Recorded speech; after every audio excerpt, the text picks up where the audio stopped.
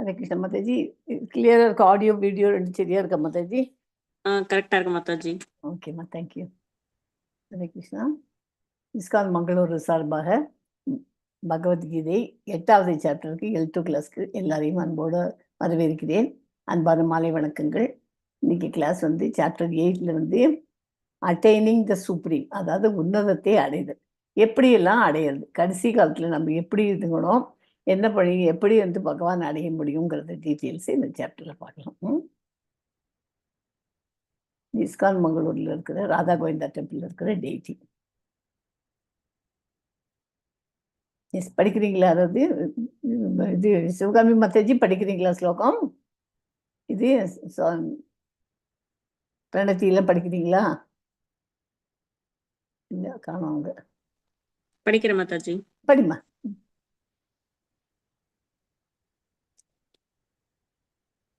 நீங்க share பண்ணிக்கிட்ட படிக்கிட்டா normal Pranathi படிக்கிட்ட Mataji? எப்படி வேணாலும் படிங்க.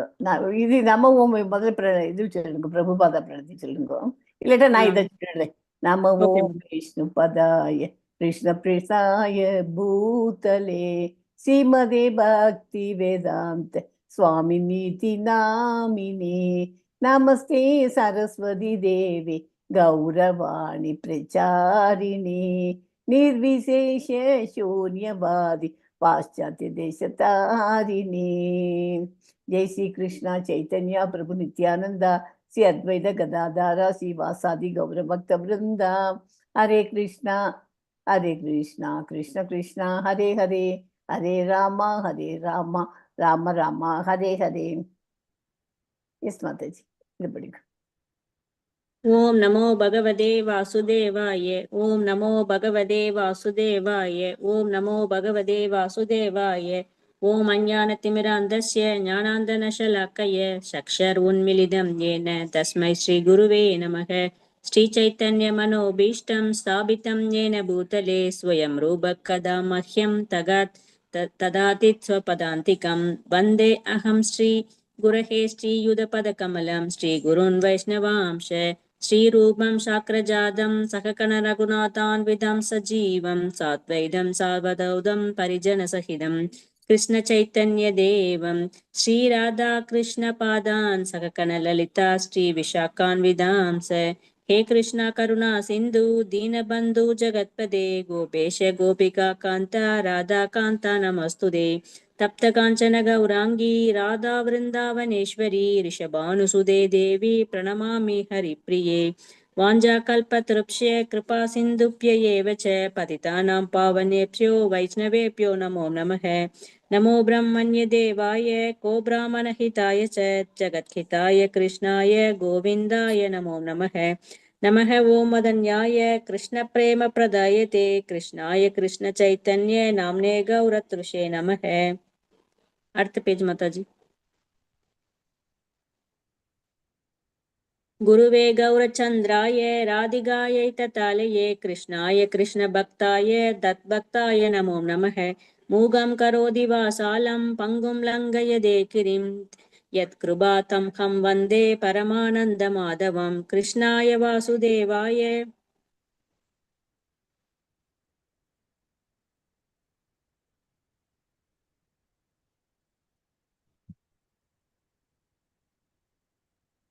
नमः पंकजनाभाय नमः पंकजमालिने नमः पंकजनेत्राय नमस्ते पंकजंग्रये। कृष्णाय वासुदेवाय देवकी नंदनाय च नंदगोपाय कुमाराय गोविन्दाय नमो नमः। नमः ओं विष्णुपादाय कृष्णप्रष्टेय भूतले श्रीमदी भक्तिवेदान्त स्वामिन्निधि नामिने।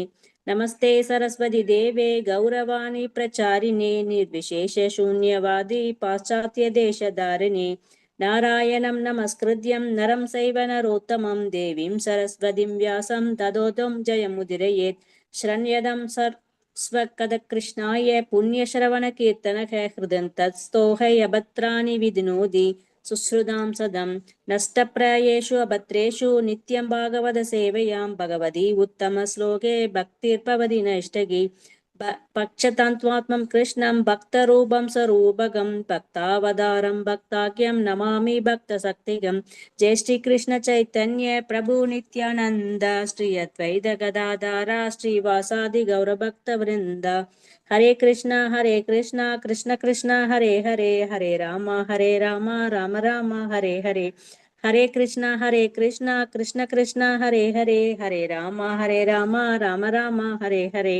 ஹரே கிருஷ்ணா மாதாஜி. ஹரே கிருஷ்ணம்மா. ஒரே நிமிஷம், இது நீங்க இது காப்பி பண்ணிட்டீங்களா மாதாஜி? இந்த லிங்க், யூடியூப் லிங்க் காப்பி பண்ணிட்டு ஷேர் பண்ணிட்டு மாதாஜி. ஓகேம்மா, தேங்க்யூம்மா. ஹரே கிருஷ்ணா. இன்னைக்கு படிக்க போற சாப்டர் பகவத்கீதை அத்தியாயம் 8. ஓகே, அக்ஷர பிரம்ம யோகம். இந்த அத்தியாயம் 28 வசனங்களை கொண்டது. இதில் இறுதி காலத்தில் மரணத்திற்கு முன் மனதில் நினைக்க வேண்டிய முக்கியமான கருத்துக்கள் என்ன, எப்படி நம்ம நினைச்சுன்னு சாகிறதுக்கு முன்னாடி எப்படி இருக்கணும், ஆன்மாவின் இறுதிகால பயணம் மற்றும் உயிரின் இறுதிகால சிந்தனையின் முக்கியத்துவம் பற்றி விளக்கப்பட்டுள்ளது. ஓகே, இறுதி காலத்தில் மனதில் நினைக்கும் எண்ணமே அடுத்த பிறப்பை தீர்மானிக்கும். இறப்பின் முன் யாரும் இறைவனை நினைத்தால் அந்த ஆளுக்கு இறைவன் எளிதில் அருகில் வருவார். உயிரின் பயணம் இரு பாதைகளில் நடைபெறும், ஒளிப்பாதை மற்றும் இருள் பாதை. ஒளிப்பாதையை பின்பற்றுவோர் உயர்ந்த ஆன்மீக நிலைக்கு செல்வார்கள். இருள் பாதையை பின்பற்றுபவர்கள் பிறப்பின் சுழற்சியில் மீண்டும் பிறப்பார்கள். மனதை ஒரு முகமாக கவனித்து அதனை இறைவனை நினைத்து நிலைத்திருக்க வேண்டும். மனம் காற்றில் அசையும் விளக்கின் ஒளியின் போல அசையாமல் ஒரே இடத்தில் நிலைத்திருக்க வேண்டும். இறைவனை நினைக்கும் போது மனம் நிலைத்திருப்பதற்கான பயிற்சி தியானம் தாரணா அவசியம். மனம் ஒரே இடத்தில் இருக்கணும். வினாடிகள், சில வினாடிகள், எத்தனை வினாடிகள்? 9 வினாடிகள் நிலைத்தால் தாரணா. அப்புறம் அதே மாதிரி இன்னும் சில வினாடிகள் நினைத்தால் தியானம், சில வினாடிகள் நினைத்தால் சமாதி அடைவதாக கூறப்படுகிறது. இறைவனை நினைக்கும் போது மனம் நிலைத்திருந்தால் இறுதி சுவாசத்தில் அந்த நினைவு உயிரை விடுவிக்கும் வழியாக அமையும். இறைவன் அக்ஷரன், அதாவது அகண்டம், அழியாதது என்றும் பரபிரம்மன் என்றும் அறியப்படுகிறார். அவன் மாற்றமற்றவர், எப்போதும் நிலைத்தவர். இந்த உலகம் மற்றும் ஆன்மீக உலகம் என்ற இரு நிலைகள் உள்ளன. ஆன்மீக உலகம் நிலைத்தது, உயிர் சுழற்சி முடிவடையும். இறுதி காலத்தில் இறைவனை நினைக்கும் மனநிலையை அடைவது கடினம், ஆனால் அதற்கு முயற்சி மற்றும் நம்பிக்கை அவசியம். இறைவனை நினைக்கும் மனநிலையை அடைவதுதான் மோட்சம் பெறும் வழி. இறைவனை உண்மையாக அறிந்தவர்கள் அவரை மட்டும் இறுதியில் நினைத்து விடுவார்கள். அவர்கள்தான் இறுதியில் மோட்சம் பெறுவார்கள். இந்த அத்தியாயம் இறுதி காலத்தில் மனதில் நினைக்கும் எண்ணத்தின் முக்கியத்துவம், மனதில் நிலைத்திருக்க செய்வது எப்படி, உயிரின் இறுதி பயணம் எப்படி நடைபெறும் என்பதை கூறி ஆன்மீக வாழ்வின் அடிப்படையை வலியுறுத்துகிறது. இதன் மூலம் பகவான் கிருஷ்ணர் அர்ஜுனனுக்கு இறுதி காலத்தில் இறைவனை நினைக்கும் மனதை ஒரு முகமாக வைத்திருப்பதன் மூலம் மோட்சம் பெறுவது எப்படி என்பதை கற்றுக் கொடுக்கிறார். இந்த சாப்டர்ல நம்ம கற்றுக்க போறோம். அதுதான் முக்கியமான பாயிண்ட். முக்கியம். சாப்டர் 7ல என்ன படித்தோம்? ஷார்ட்டா, பௌதீகம் மற்றும் ஆன்மீகத்தை சார்ந்த அனைத்தையும் தாங்கி நிற்கும் விசையும் உன்னத காரணமும் பரம சத்தியமும் பகவான் கிருஷ்ணரே. புண்ணிய ஆத்மாக்கள் பக்தியுடன் அவரிடம் சரணடைகிறார்கள். புண்ணியமற்ற ஆத்மாக்களோ தங்களது மனதை இதர வழிகளில், வழிபாட்டு முறைகளில் திசை திருப்புகிறார்கள். ஓகே, ஸோ இந்த இது போன சாப்டருக்கு, 7வது சாப்டருக்கு இந்த மாதிரி எல்லாம் படிச்சுட்டோம் நம்ம. இப்போ 8வது சாப்டர் மரண நேரத்தில் கிருஷ்ணரை எப்படி நினைவு கூறுவது. கிருஷ்ணரை நினைவு கூறுதல் தியானம் மற்றும் பயிற்சி மூலமா பண்ண முடியும். தூய பக்தி சேவை முக்கியமானது. பக்தி மூலம் கிருஷ்ணரை நினைவு கூறுதல். உச்ச அபோர்டு பொருள் மற்றும் ஆன்மீக உலகங்களை மகிமைகளை ஒப்பிடுதல். உச்சத்தை அடைவதில் பக்தியின் மேன்மை. இதெல்லாம் இன்னைக்கு பார்க்க போறோம். இது நான் இன்னும் ஒரு சிலது சொல்றேன். இந்த இன்னும் டிவைட் பண்ணி சொல்லியிருக்கேன். ஓவரால ஒரு சமரி மாதிரி இன்னும் கொஞ்சம் சொல்றேன். 8க்கு பகவான் கிருஷ்ணர் பக்தியுடன் வாழ்நாள் முழுவதும் எண்ணி, குறிப்பாக மரண நேரத்தில் ஒருவன் பௌதிக உலகிற்கு அப்பால் உள்ள அவரது திவ்யமான இருப்பிடத்தை அடைய முடியும். பொதுவாக பக்தி யோகிகள் 5 விதத்தில் ஈடுபட்டுள்ளார்கள். என்னென்ன 5 விதத்தில் ஈடுபட்டிருக்கார்கள் தெரியுமா? ஜெயஸ்ரீ மாதாஜிக்கு 5 வித பக்தர்கள் யாருன்னு சிவகாமி மாதாஜிக்கு தெரியுமா? சாந்த பக்தர், பக்தி தொண்டில் சாந்தமாக ஈடுபட்டுள்ளவர்களுக்கு சாந்த பக்தர் ஒண்ணு. தாசிய பக்தர் பக்தி தொண்டில் சேவகனாக ஈடுபட்டிருப்பார்கள். சக்கிய பக்தர் நண்பனாக ஈடுபட்டுள்ளார்கள். அது ஒரு இது. 4வது வந்து வாத்சல்ய பக்தர் பெற்றோராக ஈடுபட்டிருப்பார்கள். 5வது வந்து மாதுரிய பக்தர். மாதுரிய பக்தர்னா பரம புருஷரின் காதலராக ஈடுபட்டுள்ளவர். இந்த 5 வகையில ஏதேனும் ஒன்றின் மூலம் முழுமுதற் கடவுளின் திவ்யமான அன்பு தொண்டில் இடையராது எப்போதும் ஈடுபட்டுள்ள தூய பக்தன் பரம புருஷனை மறக்க முடியாது என்பதால் அவரை அடைவது அவனுக்கு மிகவும் எளிதாகிறது. அதாவது அதுக்கு முக்கியமானதெல்லாம் ஈஸியான இது என்ன, இந்த கலியுகத்துல வரப்பிரசாதமா நமக்கு அமைஞ்சது என்ன, மகாமந்திரம். ஹரே கிருஷ்ணா கிருஷ்ண கிருஷ்ணா ஹரே ஹரே, ஹரே ராம ராம ராம ஹரே ஹரே. ஓகே. ஸோ இந்த 5 விதமான பக்தர்களை நம்ம தெரிஞ்சு வச்சிருக்கணும். அர்ஜுனன் கேட்கிற கேள்விக்கெல்லாம் கிருஷ்ணன் பதில் கொடுக்குறாரு. 8வது இந்த 1வது ஸ்லோகத்திலேருந்து 4வது ஸ்லோகம் இருக்கும். எஸ் மாதாஜி. ஜெய்சி மாதாஜி. हरे कृष्ण माताजी. हरे कृष्ण. श्लोकम. ओम श्री कृष्णाय परमात्मने नमः. श्रीमद्भगवद्गीता अथ 8मो अध्यायः अक्षर ब्रह्म योगः. अर्जुन उवाच किं तद् ब्रह्म किमध्यात्मं किं कर्म पुरुषोत्तम अधिभूतं च किं प्रोक्तम् अधिदैवं किमुच्यते. அர்ஜுனன் வினவினான், எம்பெருமானே, உத்தம புருஷரே, பிரம்மன் என்பது என்ன, அத்தியாத்மம் என்பது என்ன, பலநோக்கு செயல்கள் யாவை, இந்த இடத்தோற்றம் என்ன, தேவர்கள் யாவர், இவற்றை தயவு செய்து எனக்கு விளக்குவீராக. ஹரே கிருஷ்ணா. ஹரே கிருஷ்ணா. அவ என்ன சொல்ற கேக்குறான். அர்ஜுனோட முதல் கேள்வி என்ன, பிரம்மன் ஆத்மானா என்ன, பிரம்மன்னா என்ன, எல்லாத்தையும் எனக்கு சொல்லுங்க. யோகம் கலந்த பக்தி தொண்டு, தூய பக்தி தொண்டு ஆகியவற்றையும் பகவான் சேர்த்து வச்சு அவனுக்கு அவன் ஒண்ணு கேட்டாக்க அவனுக்கு வேணுங்கிற கேள்விக்கு எல்லாத்துக்கும் நல்லா விவரமா 2-3 இதுல ஆன்சர் சொல்லிடுறாரு. ஓகேயா? ஏஸ்மா 2வது சொல்லுங்க. கதம் கோத்ர தேகே அஸ்மின் மதுசூதன பிரயாண காலே ச கதம் ஏயோசி நியதாத்மபிஹி. மதுசூதனரே, யாகங்களின் இறைவன் யார்? உடலில் அவர் எவ்வாறு வசிக்கின்றார்? பக்தி தொண்டில் ஈடுபடுவோர் உண்மை மரண காலத்தில் எவ்வாறு அறிய முடியும்? ஹரே கிருஷ்ணா. ஹரே கிருஷ்ணா. இந்த தியாகத்தின் இறைவன் உடலில் எப்படி இருக்கிறார், அவர் எந்த பகுதியில வாழ்ந்துட்டு இருக்கார், பக்தி தொண்டில் ஈடுபட்டு உள்ளார், மரண நேரத்தில் எப்படி அறிஞ்சு கொள்ள முடியும், இதை எனக்கு சொல்லுங்கன்னு கேட்கிறான் கேள்வி அர்ஜுனன். யாகங்களின் இறைவன் அப்படின்னா யாரு? இந்திரன் இல்லையா, விஷ்ணு. 2 சொல்ல, இந்திரன் விஷ்ணு எனக்கு இருவருக்கும் பொருந்தும். பிரம்மா சிவன் உட்பட முக்கிய தேவர்களின் தலைவன் விஷ்ணு. நிர்வாக பொறுப்பில் உள்ள தேவர்களின் தலைவன் இந்திரன். இந்திரன் விஷ்ணு ஆகிய இருவருமே யாகங்களின் மூலம் வழிபடப்படுகின்றனர். இந்த ஸ்லோகத்துல மதுசூதன் அப்படின்னு வருது இல்லையா, மதுசூதன் 2வது லைன்ல பாருங்க. மதுசூதன் அப்படின்னா என்ன? மது மது என்ற அரக்கனை அழித்தவர். மது என்ற இறைவனுக்கு, அதனால பகவானுக்கு மதுசூதன் பேர். ஆமா. பிரயாண காலே அப்படின்னு வருது இல்லையா. அப்படின்னா பிரயாண காலேன்னு என்ன, நம்ம இப்ப பிரயாணம் தான் பண்ணிட்டு இருக்கோம் நம்ம வாழ்க்கையோட பிரயாணத்தை. அதனால் வாழ்நாளில் நாம் செய்பவை, நாம் இப்ப என்னென்னலாம் பண்றோமோ பிரயாணத்துல, அதெல்லாம் அனைத்தும் அதெல்லாத்துக்கும் மரணத்தின் போது பரிசோதிக்கப்படும். பிரயாண காலே சத்தத நியாயோச்சி நேதாத்மதி, அது எல்லாத்தையும் கொண்டு போய் அப்போ போய் உட்காந்து எல்லாத்தையும் கவுண்ட் பண்ணுவோம். நம்ம என்னென்ன நல்லதெல்லாம் பண்ணியிருக்கோம், என்னென்ன கெடுதல் பண்ணியிருக்கோம், எல்லாத்தையும் இது பண்ணி அதுக்கேற்ற மாதிரி நம்ம எங்க போறோம் என்ன பண்றோங்கிறத கண்டுபிடிக்க முடியும். ஃபைனலா அது எதுவும் டிசைட் பண்ணுவோம். எஸ். ஓகே. இது 7 பாயிண்ட்ஸ் போன சாப்டர்ல படித்தோம். இது ஜராமரண மோக்ஷாய மாம் ஆஸ்தித்யா யதந்தியே தே பிரம்மதத் விது கிருஷ்ணம் கிருஷ்ணம் ஜாதி பூதாதி தைவா மாம் சாதி யஜ்ஞாச்ச ஏது விது பிரயாண காலே பிகாம் மாம் தே விதா யுக்த சேதஸ் 29, 20, 30 போன சாப்டர்ல பாருங்க.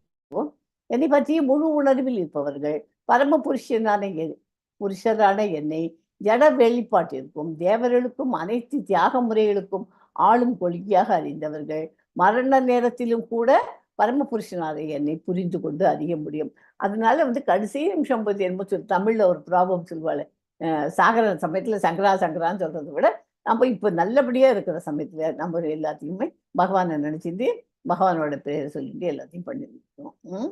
பண்ணியிருந்தா கடைசி காலத்துல நம்ம நம்மளால ஒன்றும் இதுங்க முடியல, நமக்கு அன்கான்ஷியஸாக இருந்தோம், நம்மளே எப்படி இருக்கோம், என்ன பண்ணுறோன்னே தெரியாது, அப்படி ஒரு ஸ்டேஜில் இருந்தோம்னாக்க நம்மளால ஒன்றும் பண்ண முடியாது. நான் அதுதான் L2 L1 கிளாஸ் எடுக்கும்போது சொல்லு, ஐசியூவில் இருக்கிற சமயத்தில் உட்காந்து அங்கே எங்கே கிருஷ்ணரை நினச்சி பார்க்குறது, நமக்கே அன்கான்ஷியஸாக படுத்துட்டு இருக்கோம், எந்த நிமிஷம் என்ன பண்ண போகிறானே தெரியாது. அந்த மாதிரி இருக்குது. அதனால அந்த சமயத்துக்கு நம்ம முன்னாடியெல்லாம் பண்ணின பிரயாண காலையில் நம்ம என்ன பண்ணியிருக்கோமோ அத்தனையும் நமக்கு அந்த இடத்துல உதவும். கிருஷ்ணர் கைவிட மாட்டார். ஓகேயா? இது 7 பாயிண்ட்ல படிச்சது இப்போ ரீகால் பண்ணி இங்கே 8ல கொண்டு வரணும். ஸோ அவன் அர்ஜுனன் கேட்குற கேள்விக்கு பதில். பிரம்மன் ஆத்மா தான் என்ன? ஜீவன் அழியாத உயிர் வாழும் பொருள். ஓகே? அத்தியாத்மா ஆத்மானா என்ன?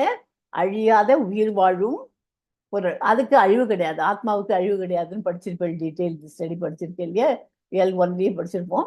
அத்தியாத்மா உடலை கட்டுப்படுத்துபவர். இதெல்லாம் தான் இது ஃபிலாசபி, இது நல்லா தெரிஞ்சிருக்கணும். இதில் இருக்கிறதுலாம் ஜீவத்தின் இயல்பு சுயம், கர்மா வேலை பயனளிக்கும் செயல்பாடுகள், பௌதிக உடலுக்குள் இட்டு செல்லும் செயல்கள். அதுக்கு என்ன பதில் அவர் சொல்றார்? அதிபூதம் அப்படின்றது. அதிபூதம்னா பொருள் வெளிப்பாடு, அது பௌதீக இயல்பு. அதிதெய்வ உச்ச தேவர், அனைத்து தேவர்களையும் உள்ளடக்கிய உலகளாவிய வடிவம், அனைத்து தேவர்களையும் உள்ளடக்கிய வடிவம். சாப்டர்ல படிக்கலாம் எல்லாம். அதி யஜ்ஞன், யாகத்தை அனுபவிப்பவன், அதாவது பரமாத்மா. அதி யஜ்ஞன் எங்கே வசிக்கிறான்? அனைவரின் இதயத்திலும். நம்மளோட இதயத்துல, ஒவ்வொருவரோட இதயத்திலும் ஆத்மாவும் இருக்கிறார். ஆத்மாங்கிறது யாரு? பிரம்மம், அழியாத உயிர் வாழும் பொருளும் இருக்கு. கூடவே அதி யஜ்ஞனும் வசிக்கிறார் கூட. அதி யஜ்ஞன்கிறது யாரு? பரமாத்மா. ஸோ ஆத்மாவும் பரமாத்மாவும் ரெண்டும் நம்மளோட இதயத்தில் இருக்கு. மரணித்தின் போது கிருஷ்ணரை எப்படி நினைவு கூறுவது? வாழ்நாள் முழுவதும் நினைவை பற்றி பயிற்சி செய்ய வேண்டும். அவரை நினைச்சுக்கிறதுக்கு உண்டான பயிற்சி எல்லாம் எவ்ரிடே நம்ம பிராக்டிஸ் பண்ணணும். ஓகே? 8.3 படிங்க மாதாஜி.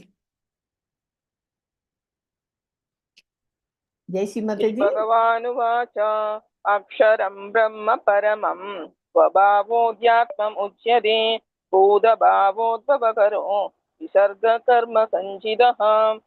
புருஷோத்தமரான முழுமுதற் கடவுள் கூறினார், அழிவற்ற உன்னதமான உயிர்வாழி பிரம்மன் என்றும் அதன் நித்தியமான இயற்கை அத்தியாத்ம என்றும் அறியப்படுகிறது. ஜீவாத்மாவின் ஜடவுடலை வளர்க்கும் செயல்கள் கர்மா, பலநோக்கு செயல்கள் என்று அறியப்படுகின்றன. ஹரே கிருஷ்ணா.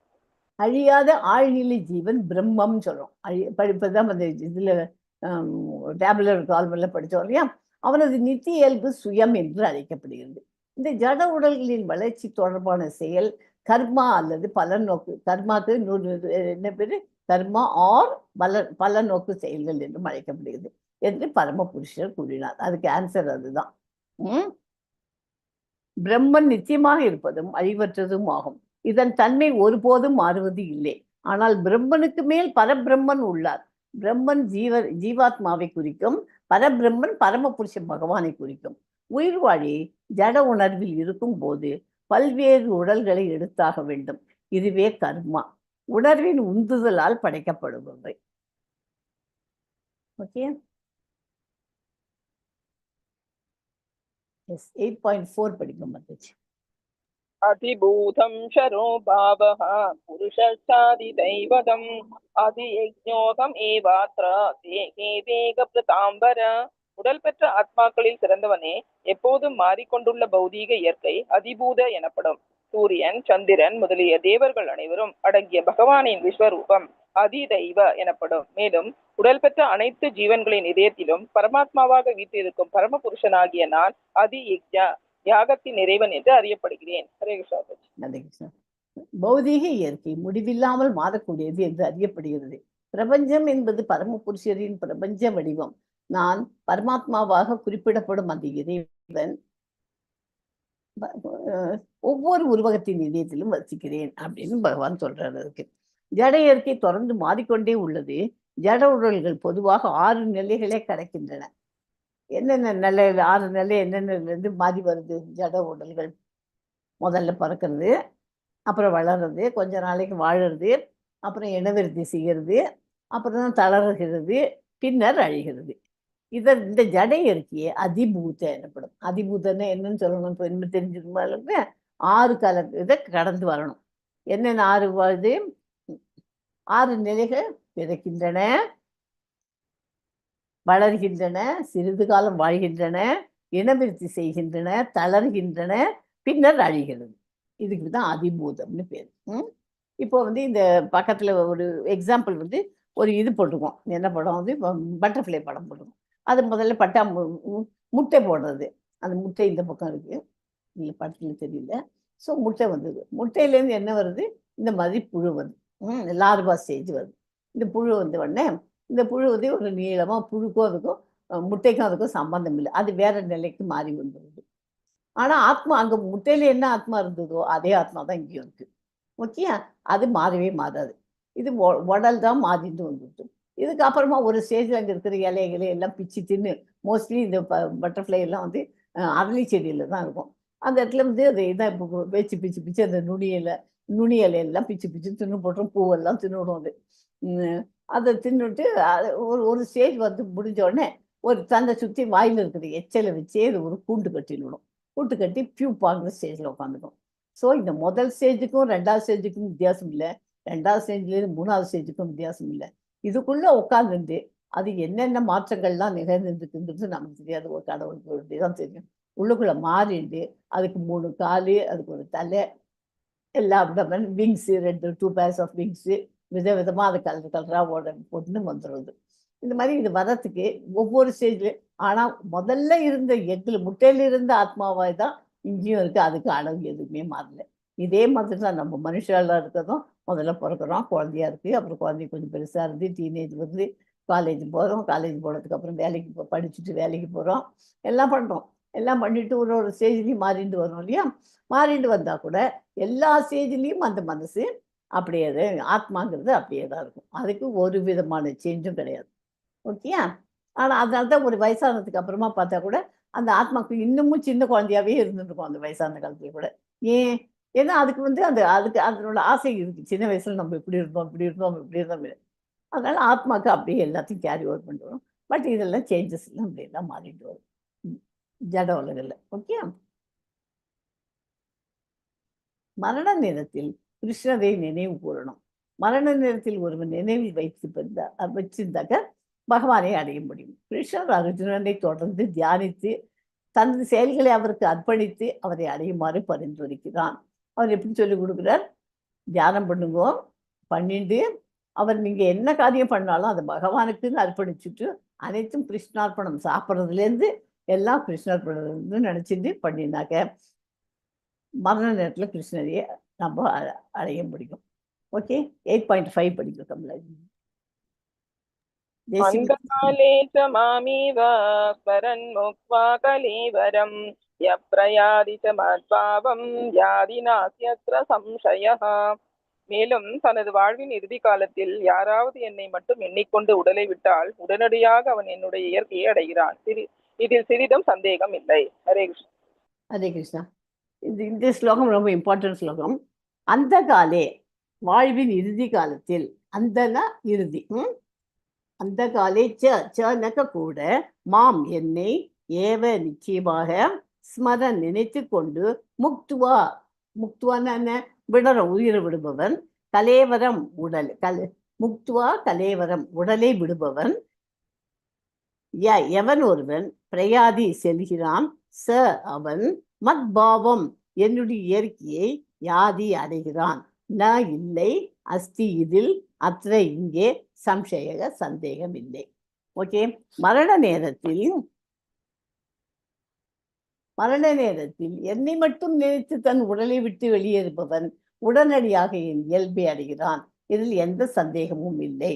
அதனால அந்த இடத்துல நம்ம அன்கான்சியஸாக இருக்கோம்னாக்க நம்ம என்ன பண்ணுவோம்? யாரையாவது நம்ம போய் பார்க்குறோம், ஐசியூவில் இருக்கா, அவளை போய் பார்க்குறோன்னா என்ன பண்ணணும்? நம்ம அவளுக்கெல்லாம் ஒன்றும் பண்ண முடியாது அவளுக்கு. அதனால நம்ம உட்காந்து கிருஷ்ணர் ஹரே கிருஷ்ணா ஹரே கிருஷ்ணான்னு சொன்னோம்னா அது அவளுக்கு காது எப்படின்னு கேட்கும். அவளால் வாயால் பேச முடியாது, அன்கான்சியஸாக இருக்க, அவளுக்கு மைண்டில் போய் சேரும். ஓகேயா? அது மாதிரி நம்ம சொல்லிட்டு இருந்தால் அது அவளுக்கு கிருஷ்ணரோட போகிறதுக்கு உதவி பண்ணும். அது ஒரு முக்கியமான பாயிண்ட். இது கிருஷ்ண உணர்வின் முக்கியத்துவம் வலியுறுத்தப்பட்டுள்ளது. கிருஷ்ண உணர்வுடன் தனது உடலை நீக்கும் எவரும் உடனடியாக பரமபுருஷனை திவ்யமான இயற்கைக்கு மாற்றப்படுகிறான். மரத்தை போல பணிவாக இருக்க வேண்டும் என்று பகவான் சைத்தன்யா அறிவுறுத்துகிறார். எப்படி இருக்கணும்னா, ஒரு மரத்தை போய் மரத்துக்கும் ஒரு ஆத்மா இருக்கு இல்லையா, உயிர் வழி தானே அதுவும். ஆனா அதை போய் அந்த மரத்தை வெட்டுறோம், அது ஏதாவது நம்மளுக்கு ஏதாவது இருந்துருதா? ஒரே இடத்துல அது மாட்டுக்கும் உட்காந்துட்டு நம்ம மட்டும் எல்லாம் இருந்தால் அந்த மாதிரி ஒரு புல்லுல நடக்கிறோம், அந்த புல்லு மேல நடக்கும்போது அந்த புல் அப்படியே படிஞ்சுக்கிறது. அப்புறம் நம்ம அலண்டு போனதுக்கு அப்புறம் தான் அது நார்மலா நிற்கிறது. அந்த மாதிரி இப்போ புல்ல மாதிரி நம்ம வாழ கற்றுக்கணும். மரத்தை வெட்டுறச்சே மரம் எவ்வளோ இருக்கோ அந்த மாதிரி பணிவாக இருக்க கற்றுட்டு பகவானை பற்றி நினச்சி எல்லாம் பண்ணிட்டு இருந்தோன்னா அந்த காலையில் நமக்கு பகவான் ஹெல்ப் பண்ணுவார். ஓகே.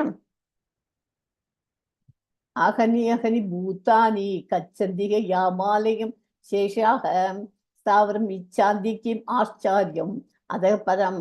ஒவ்வொரு கணமும் நூற்றுக்கணக்கான மற்றும் ஆயிரக்கணக்கான உயிர்வாழிகள் மரணத்தை சந்திக்கின்றன. ஒவ்வொரு நிமிஷமும் நம்ம திங்க் பண்ணி பார்த்தோம்னாக்க, இந்த இந்த நிமிஷம் பார்த்தோம்னா அங்கே ஒரு இத்தனை லட்சம் குழந்தைகள் பிறந்திருக்கு, இத்தனை லட்சம் பேர் செத்து போயிருக்கா, இப்படின்னு நடந்துட்டு தான் இருக்கு மரணத்தை. ஆனால் ஒரு முட்டாள் உயிரினம் தன்னை மரணமற்றவனாக, நான் எனக்கு சாவே வராதுன்னு நினச்சிட்டு நம்ம வாழ்ந்துட்டு இருந்தோம்னாக்க அவன் மரணத்துக்கே தயாராக இருந்தது. அந்த மாதிரி தான் இருந்துட்டு இருக்கோம் நம்மளாம். இதுதான் இந்த உலகத்திலேயே மிகவும் அற்புதமான விஷயம் அப்படிங்கிறது இந்த ஸ்லோகத்துலேருந்து தெரியுது. அதனால நம்ம வாழறச்சு நம்ம இது டெம்பரரி, நம்ம நிரந்தரம் இல்லை, நம்ம தற்காலிகமாக தான் இங்கே இருக்கிறோம் அப்படின்னு நினச்சி இது என்னோடது எல்லாமே என்னோடதுன்னு சொல்லிட்டு நம்ம வாழ்ந்துட்டு இருக்கோம். ஆனால் இந்த உடலும் நமக்கு சொந்தம் இல்லை. இந்த உடலை விட்டுட்டு ஆத்மாவும் கிளம்பி போயிடும். உடல்ல வாழறதுக்கு சரியா பண்ண முடியலன்னா இல்லையா, அது தெரியறது இல்லை நமக்கு. எஸ்மா 8.6 படிங்க. யம் யம் வாபி ஸ்மரன் பாவம் த்யஜத்யந்தே கலேவரம் தம் தம் ஏவைதி கௌந்தேயா சதா தத்பாவ பாவிதஹ. ஒருவன் தனது உடலை விடும்போது எந்த நிலையை எண்ணுகின்றானோ குந்தியின் மகனே, ஐயமின்றி அந்நிலையை அவன் அடைகிறான். ஹரே கிருஷ்ணா. ஹரே கிருஷ்ணா. அந்த உடலை விட்டு போகும்போது நம்ம என்ன நினைச்சுட்டு இருக்கோமோ அந்த நிலையை அடைய முடியும். இப்போ இந்த ஒரு ஒரு முனிவர் இருக்கு இல்லையா, அவர் காட்டில் ஒரு மாதம் ஒரு அம்மா இது டெலிவரிக்கு இது ப்ரெக்னெண்ட்டாக இருக்கு. அந்த சமயத்தில் ஒரு சிங்கம் அந்த துரசின்னு வருது. இப்போ வரும் பின்னாடி அந்த கதை சொல்லி. அந்த சமயத்தில் அவர் அந்த மாதம் அவர் இத்தனைக்கும் அவர் எல்லாத்தையும் துறந்தவர். அவர் அந்த மானை தூக்கின்னு தன்னோட ஆசிரமத்தில் வச்சுன்னு வளர்த்துன்னு எல்லாம் பண்ணிட்டு இருக்காரு. இருந்தாலும் அந்த மானானது அவருக்கு கடைசி காலம் வந்தாச்சு அந்த காலம்.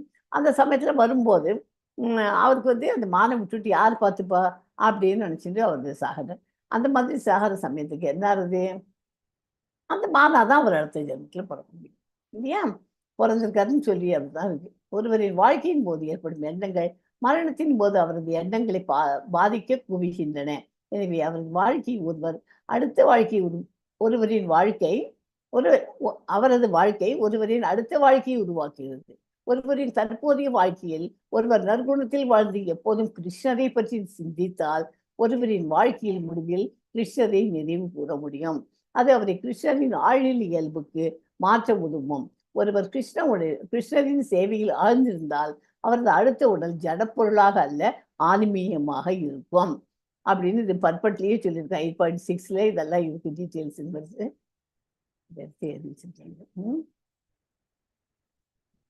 ஸோ இதை நான் சொன்னேன்னே அதுதான். அந்த இது சிங்கத்து இதுலேருந்து காப்பாற்றி அந்த மானை எடுத்துன்னு அவர் வளர்க்குறாரு. அவர் இத்தனைக்கு யாகம் பண்ணி எல்லாம் பண்ணிட்டு இருக்கார். அவர் எல்லாத்தையும் துறந்தவர், முற்றிலும் துறந்த ஒரு முனிவர். இருந்தாலும் அந்த மானை மேலே வச்சுன்னு அதுக்கு சாப்பாடு கொடுக்குது, அதை வளர்த்துட்டு அதை ஒரு குழந்தை மாதிரியே வளர்த்துன்னு வர்றார். அவருக்கு அந்த காலம் வர சமயத்தில் அவர் அது மானை நினச்சிட்டே உயிரோடுறார். அதனால அடுத்த ஜென்மம் அவருக்கு மானாக பிறக்கிறதுக்கு படம். எஸ்மா 8.7 படிங்க. தஸ்மாத் சர்வேஷு காலேஷு மாமனுஸ்மரயோத்ய ச மய்யர்ப்பித மனோபுத்திர் மாமி வைஷ்யஸ்ய சம்சயः. எனவே அர்ஜுனா, என்னை இந்த கிருஷ்ண உருவில் எப்போதும் எண்ணிக்கொண்டு அதே சமயம் உனக்கு விதிக்கப்பட்ட கடமையான போரிடுதலையும் செய்வாயாக. உன்னுடைய செயல்களை எனக்கு அர்ப்பணித்து உன்னுடைய மனதையும் புத்தியையும் எண்ணி நிலைநிறுத்துவதன் மூலம் நீ என்னையே அடைவாய் என்பதில் ஐயமில்லை. ஹரே கிருஷ்ணா. ஹரே கிருஷ்ணா. அதாவது அர்ஜுனா, எப்போதும் கிருஷ்ணரையே நினைச்சிருந்து கிருஷ்ணர் வடிவத்தில் நினைச்சு அதே நேரத்தில் உனக்கு கொடுத்த கடமை என்ன, போர் பண்றது. அதை பண்ணு. உன் செயல்கள் நீ போர் புரிய, அதுக்கு என்ன ரிசல்ட் வருதுங்கிறத நான் பார்த்துக்கிறேன். அதை என்கிட்ட விட்டுடும். உன் மனதையும் புத்தி என் மீது நிலைத்தால் சந்தேகமின்றி நீ என்னை அடைவாய். தனது வாழ்வில் விடுபவர் பரமபுருஷன். இறுதியில் கிருஷ்ணரை எண்ணியவாறு உடல் விடு நபர் பரமபுருஷன் திவ்யமான இயற்கையை அடைகிறார், மற்றவர்கள் அடைவதில்லை. இப்போ இந்த இடத்துல ஒரு இவர் கேட்ட முனிவர்னு சொன்னேன், அவர் பேரு பரத முனிவர். பரத மன்னர் மிகச்சிறந்த நபராக விளங்கிய போதிலும் வாழ்வின் இறுதியில் ஒரு மானை எண்ணியதன் விளைவாக மறுபிறவியில் மானின் உடலை ஏற்க நெருங்கியது பரத முனிவரது. இது இந்த 8.7 இந்த அறிவுரை பௌதிக செயல்களில் ஈடுபட்டிருக்கும் எல்லா மனிதர்களுக்கும் மிக முக்கியமானதாகும். விதிக்கப்பட்ட கடமையையும் தொழிலையும் விட்டுவிடும்படி கடவுள் கூறவில்லை. அவற்றை தொடர்ந்து செய்து கொண்டே கிருஷ்ணரை நினைக்க முடியும். கிருஷ்ணலோகத்திற்கு ஒருவன் மாற்றப்படுவான் என்பது எந்தவித சந்தேகமும் இல்லை. அதனால கிரகஸ்தர்களா இருக்கு, நம்ம சன்னியாசியா போயாச்சுன்னா அவ கம்ப்ளீட்டா அந்த இதுல தான் இருக்கணும். நம்மளாம் இப்போ கிரகஸ்தர்களாக இருக்கோம். அதுக்காக நம்ம காத்தால எழுந்து வீட்டில் குழந்தைகள் குட்டிகள் எல்லாத்தையும் கவனிக்காம அதை பண்ணாமல் 60 நாளையும் 24 ஹவர்ஸும் கிருஷ்ணர் தன்னை உட்காந்து பண்ணுன்னு என்னைக்கு எந்த புக்லையுமே சொல்லலை. அதனால உனக்கு அதுக்கு பண்ணிட்டு நமக்குன்னு ஒரு டைம் வச்சுட்டு பகவானுக்கு பிரார்த்தனை பண்ணிக்கணும். ஓகே, எஸ்மா 8 படிங்க. 8.8 अभ्यासयोगयुक्तेन चेतसा नान्यकामिना परमं पुरुषं दिव्यं याति पार्थानुचिन्तयन्. பரமபுருஷ பகவானாக என்னை தியானித்து எப்போதும் தனது மனதை என்னை நினைப்பதில் ஈடுபடுத்தி இவ்வழியிலிருந்து சற்றும் பிறழாது பயிற்சி செய்பவன் பார்த்தனே நிச்சயமாக என்னை அடைகிறான். ஹரே கிருஷ்ணா. ஸோ பகவான் நினைச்சிட்டு இது பண்ணாக்க இது பக்கத்துல இருக்க படம் தெரியும். எல்லாம் பகவான் இந்த மாதிரி நமக்கு புஷ்ப விமானத்தை எடுத்துன்னு நம்மளை அழிச்சுன்னு போவார். ஓகே,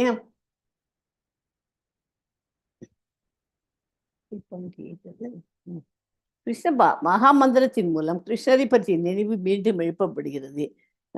இந்த தியான முறை எளிதானதாகும். இந்த வழிமுறையில் காது, நாக்கு மற்றும் மனமும் ஈடுபடுத்தப்படுகின்றன.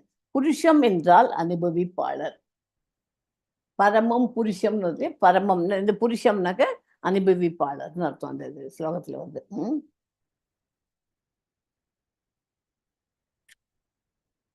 நிமிஷம்.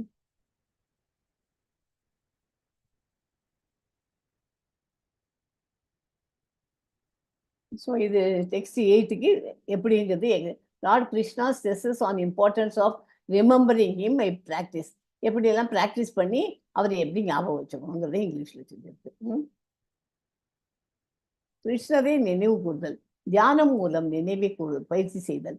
கிருஷ்ணரையும் அவரது குணங்களையும் தியானிப்பதன் மூலம் அல்லது யோகமிஸ்ரா பக்தியை பயிற்சி செய்வதன் மூலமோ உடலை விட்டு வெளியேறி ஆன்மீக கொள்கைகளை அடையும் போது பரமபுருஷ பகவானை நினைக்க முடியும். Okay, yes Mataji. 8.9 ஸ்வாமிம் புராணம் மனசாசிதாரம் அனோரணீயாம் சமனோஸ்மரேத்யஹ சர்வஸ்ய தாபாரமசிந்த்ய ரூபம் ஆதித்யவர்ணம் தமசா பரஸ்தாத். எல்லாம் அறிந்தவர், மிக பழமையானவர், கட்டுப்படுத்துபவர், அணுவை விட சிறியவர், எல்லாவற்றையும் பராமரிப்பவர், எல்லா பௌதிக கருத்துகளுக்கும் அப்பாற்பட்டவர், புரிந்து கொள்ள முடியாதவர், ரூபமுடைய நபர், சூரியனை போன்று பிரகாசமானவர், ஜட இயற்கை கடந்த உன்னதமானவர் என்று பரமபுருஷரை ஒருவன் தியானம் செய்ய வேண்டும். ஹரே கிருஷ்ணா. ஹரே கிருஷ்ணா. இதுல கவிம் புராணம், கவின்னு ஒரு வார்த்தை வந்திருக்கு இல்லையா? அப்படின்னு என்ன கவின்னாக்க பகவானை கவின்னு சொல்றோம். பகவானுக்கு எல்லாத்தையும் அறிந்தவர். பகவானுக்கு கவி என்று அழைக்கப்படுகிறார். அதாவது அவர் கடந்த காலம், நிகழ்காலம், எதிர்காலம் எல்லாத்தையும் அறிந்ததால் அவரை கவி என்று அழைக்கிறார். ஜீவாத்மாவின் அளவு எப்படின்னாக்க எவ்வளவு அளவு இருக்கும் உங்களுக்கு தெரிஞ்சிருக்குமே. சிவகாமி மாதாஜி படிச்சுட்டு வந்துட்டீங்க L1ல. ஜீவாத்மாவனோட அளவு என்ன? தலைமுடியோட ஒரு தலைமுடியோட எண்டில 10,000 ஒரு டிப் ஆஃப் தி இதுல 10,000 டிப் ஆஃப் தி ஹேர் எடுத்து அதுக்குள்ள பாத்தீங்கன்னா 1/10,000 10,000ல் ஒரு பங்கு தான் அந்த ஆத்மாவின் அளவு.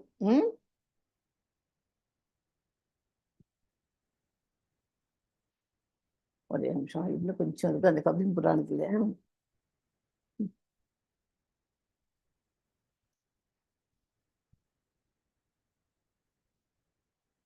ஒரே ஒரு செகண்ட்.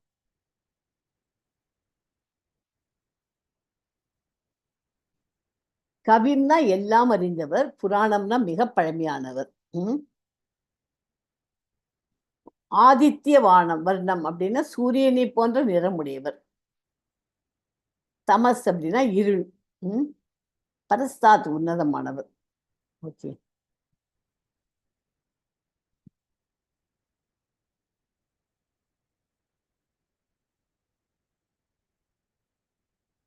அதாவது இந்த மெட்டீரியல் வேர்ல்டில் பௌதிகத்தில் உட்காந்துட்டு நம்ம ஆர்கியூ பண்ணிட்டு வேண்டாததுக்கெல்லாம் விதண்டாவாதங்கள்லாம் பண்ணிட்டு உட்காந்துருக்கோம். ஏதாவது ஒரு சண்டை பூசல் இருந்தால் கூட நம்ம எல்லாத்தையும் அப்படியே விட்டுட்டு நமக்கு வந்து அப்படியா அப்படின்னு சொல்லிட்டு நம்ம ஆன்மீகத்தில் நம்ம முன்னேறதுக்கு தான் வழி பார்க்கணும். புத்திசாலி நபர்கள் பயனற்ற வாதங்களையும் கற்பனைகளையும் விட்டுவிட்டு வேதங்கள், பகவத்கீதை, ஸ்ரீமத் பாகவதம் போன்ற சாஸ்திரங்களின் கூற்றினை ஏற்று அவற்றில் வரையறுக்கப்பட்ட கொள்கைகளை கடைபிடிக்க வேண்டும். இதுவே புரிந்து கொள்வதற்கு அதை நம்ம புரிந்து கொள்வதற்கான பாதையாகும். ஸோ இந்த ஸ்லோகம் ரொம்ப இம்பார்ட்டன்ட். கவி புராணம் 8.9. ஓகே, ஸோ இந்த படம் போட்டிருக்கு. இது வந்து இங்கே உட்காந்து பிரம்மா உட்காந்துருக்கார். பிரம்மா கையில் என்ன இருக்கு? ஜபமாலை வச்சிருக்கார். பிரம்மா தான் பிரம்மாவை படைச்சவர் விஷ்ணு. விஷ்ணுவை வந்து பிரம்மாவை படைச்சிட்டு நீ வந்து படைக்கும் தொழிலை நீ பார்த்துக்கோன்னு சொல்லிட்டார். ஆனால் இருந்தாலும் பிரம்மா உட்காந்துட்டு விஷ்ணுவை தான் ஜபமாலை வச்சுட்டு வழிபட்டு இருக்கார். அவர் தான் எல்லாத்தையும் ஆக்கிறது, எல்லாத்தையும் பார்த்துக்கிறதெல்லாம் பிரம்மா தான். அதுக்கோசரம் இந்த படம். அப்புறம் வந்து இது வந்து சிவனும் உட்காந்துட்டு சிவனுக்கு உட்காந்து எல்லாம் பண்ணி, சிவன் பக்கத்தில் பார்வதி இருக்கா. ஸோ இவாள் எல்லாமையும் மொத்தமாகவே கவனிச்சுது என்னென்ன பண்ணுறா. எல்லாருக்கும் ஒரு பூரண உரிமை கொடுத்துருக்கா. எல்லாருக்கும் மேற்பட்டு அவர் மேலே இருக்கு. கிருஷ்ண பகவான் அவர் தான் உயர்ந்த இடத்தில் இருக்கிறார். ஓகே, அவர் அங்கே உட்காந்து, அதனால நமக்கு ஏதாவது வேணும்னாக்க நம்ம பகவானை டெமிகாட்ஸாக வேண்டிக்கிறோம். அதை விட்டுவிட்டு பேசாமல் கிருஷ்ணர் வேண்டிட்டா எல்லா ஐஸ்வர்யங்களும் நமக்கு வரும் அப்படிங்கிறதுக்காக இந்த படம் இருக்கு. இது இதோட சேர்ந்தது நமக்கு, அதுக்காக இம்பார்ட்டன்ட் அது கொடுத்துருக்கு. எஸ்மா 8.10. காலே மனசா சலேன பக்யா யுக்தோ யோகபலேன சைவ ருகோர்மத்தி பிராணமாவேஷ்ய சம்ய சதம் பரம் புருஷம் உபைதி திவ்யம்.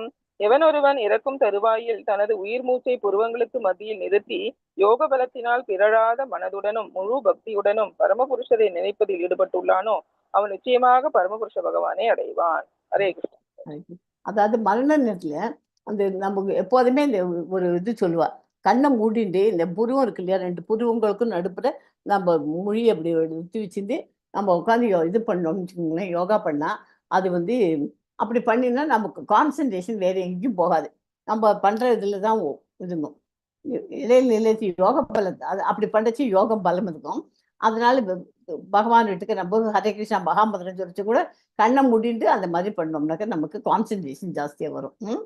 பரமபுருஷனை நினைப்பதில் தன்னை ஈடுபடுத்திக் கொள்வார். நிச்சயமாக பரமபுருஷனை அடைவார்கள். ஒரே நிமிஷம். இறக்கும் நேரத்தில் மனதை பரமபுருஷ பகவான் மீது பக்தியுடன் நிலைநிறுத்த வேண்டும் என்று மிக தெளிவாக இங்கு கூறப்பட்டுள்ளது. யோக பயிற்சி பெற்றவர்கள் உயிர் மூச்சை புருவங்களுக்கு மத்தியில் ஆக்ஞா சக்கரத்துக்குள் எழுப்ப வேண்டும் என்று பரிந்துரைக்கப்பட்டுள்ளது. 6 சக்கரங்களின் மீது தியானம் செய்யக்கூடிய ஷட் சக்கர யோக பயிற்சி இங்கே அறிவுறுத்தப்பட்டது. 6 சக்கரங்கள் இருக்கான். யோகா வந்து நல்லா தெரிஞ்சவர்களுக்கு. உங்களுக்கு தெரியுமா ஜெயசி மாதாஜி? எனக்கு இந்த 6 சக்கரம் தெரியாது. எனக்கு இப்போதான் அது தெரிஞ்சது. 1 2 தான் எனக்கு தெரியும். அந்த 6 சக்கரங்கள்ல ஆக்ஞா சக்கரத்துக்குள்ள வச்சுன்னு பண்ணணும். அந்த மாதிரி தியானம் பண்ணா ஷட் சக்கர யோகத்தில் பயிற்சி பண்ணாக்க தூய பக்தன் இந்த யோகத்தினை பயிற்சி செய்வது இல்லை. இருப்பினும் எப்போதும் கிருஷ்ணன் உணர்வில் ஈடுபட்டுள்ளதால் பரமபுருஷ பகவானின் கருணையால் அவன் அவரை நினைக்க முடியும். இது 14ஆம் பதத்தில் விளக்கப்பட்டுள்ளது. ஓகே, இது எல்லாருக்கும் இந்த யோகா ஷட் சக்கர யோகம் யோகாவில் பண்ணும்போது அதுக்கு வரும். அதுவும் ஒரு பக்தி யோகமானாலும் சரி, அது யோகாவோட பேட்டர்ன். பக்தி யோகத்தில் நீ வந்தாலும் சரி, எதா இருந்தாலும் இறக்கும் தருவாயில் தெய்வீக நினைவை அடைவது சாத்தியம் அல்ல. கடைசி நேரத்தில் மரணத்தின் போது திடீரென்று பரமபுருஷனை நினைக்க முடியாது. ஏதேனும் ஒரு யோக வழிமுறையை, குறிப்பாக பக்தி யோக வழிமுறையை பயிற்சி செய்திருக்க வேண்டும். மரணத்தின் போது ஒருவனது மனம் மிகவும் சஞ்சலமாக இருக்கும் என்பதால் திவ்யமான இந்த யோக பயிற்சியை அவன் தன் வாழ்விலேயே பயிற்சி செய்ய வேண்டும் அப்படிங்கிறார். எஸ்மா, இந்த 3 ஸ்லோகம் படிங்க. 11, 12, 13. ஓகே. யதக்ஷரம் வேதவிதோ வதந்தி விஷந்தி யதயோ வீதராகாः யதேச்சந்தோ பிரம்மச்சர்யம் சரந்தி தத்தே பதம் சங்கிரஹேன பிரவக்ஷயே. வேதங்களை கற்றவர்களும் ஓங்காரத்தை உச்சரிப்பவர்களும் துறவில் சிறந்த முனிவர்களும் பிரம்மனில் நுழைகின்றனர். இத்தகு பக்குவத்தை விரும்புபவன் பிரம்மச்சரியத்தை கடைபிடிக்கிறான். முக்கியமடைவதற்கான இம்முறையை தற்போது நான் உனக்கு சுருக்கமாக விளக்குகிறேன். சர்வத்வாராணி சம்யம்ய மனோஹுவி நிர்த்யசா மூர்த்தன் யாதாயாத்மன பிராணம் மாசிதோ யோகதாரணாம். புலன்களின் எல்லா ஈடுபாடுகளிலிருந்தும் விடுபட்டு இருப்பதே யோக நிலை. புலன்களின் எல்லா கதவுகளையும் மூடி மனதை இதயத்திலும் உயிர் மூச்சை தலை உச்சியிலும் நிறுத்தி ஒருவன் யோகத்தில் தன்னை நிலைநிறுத்துகிறான். ஓமித்யேகாக்ஷரம் பிரம்மா வியாஹரன் மாம் அனுஸ்மரன் யப்ரயாதித்யசந்தேகம் தயாதி பரமாம் கதிம்.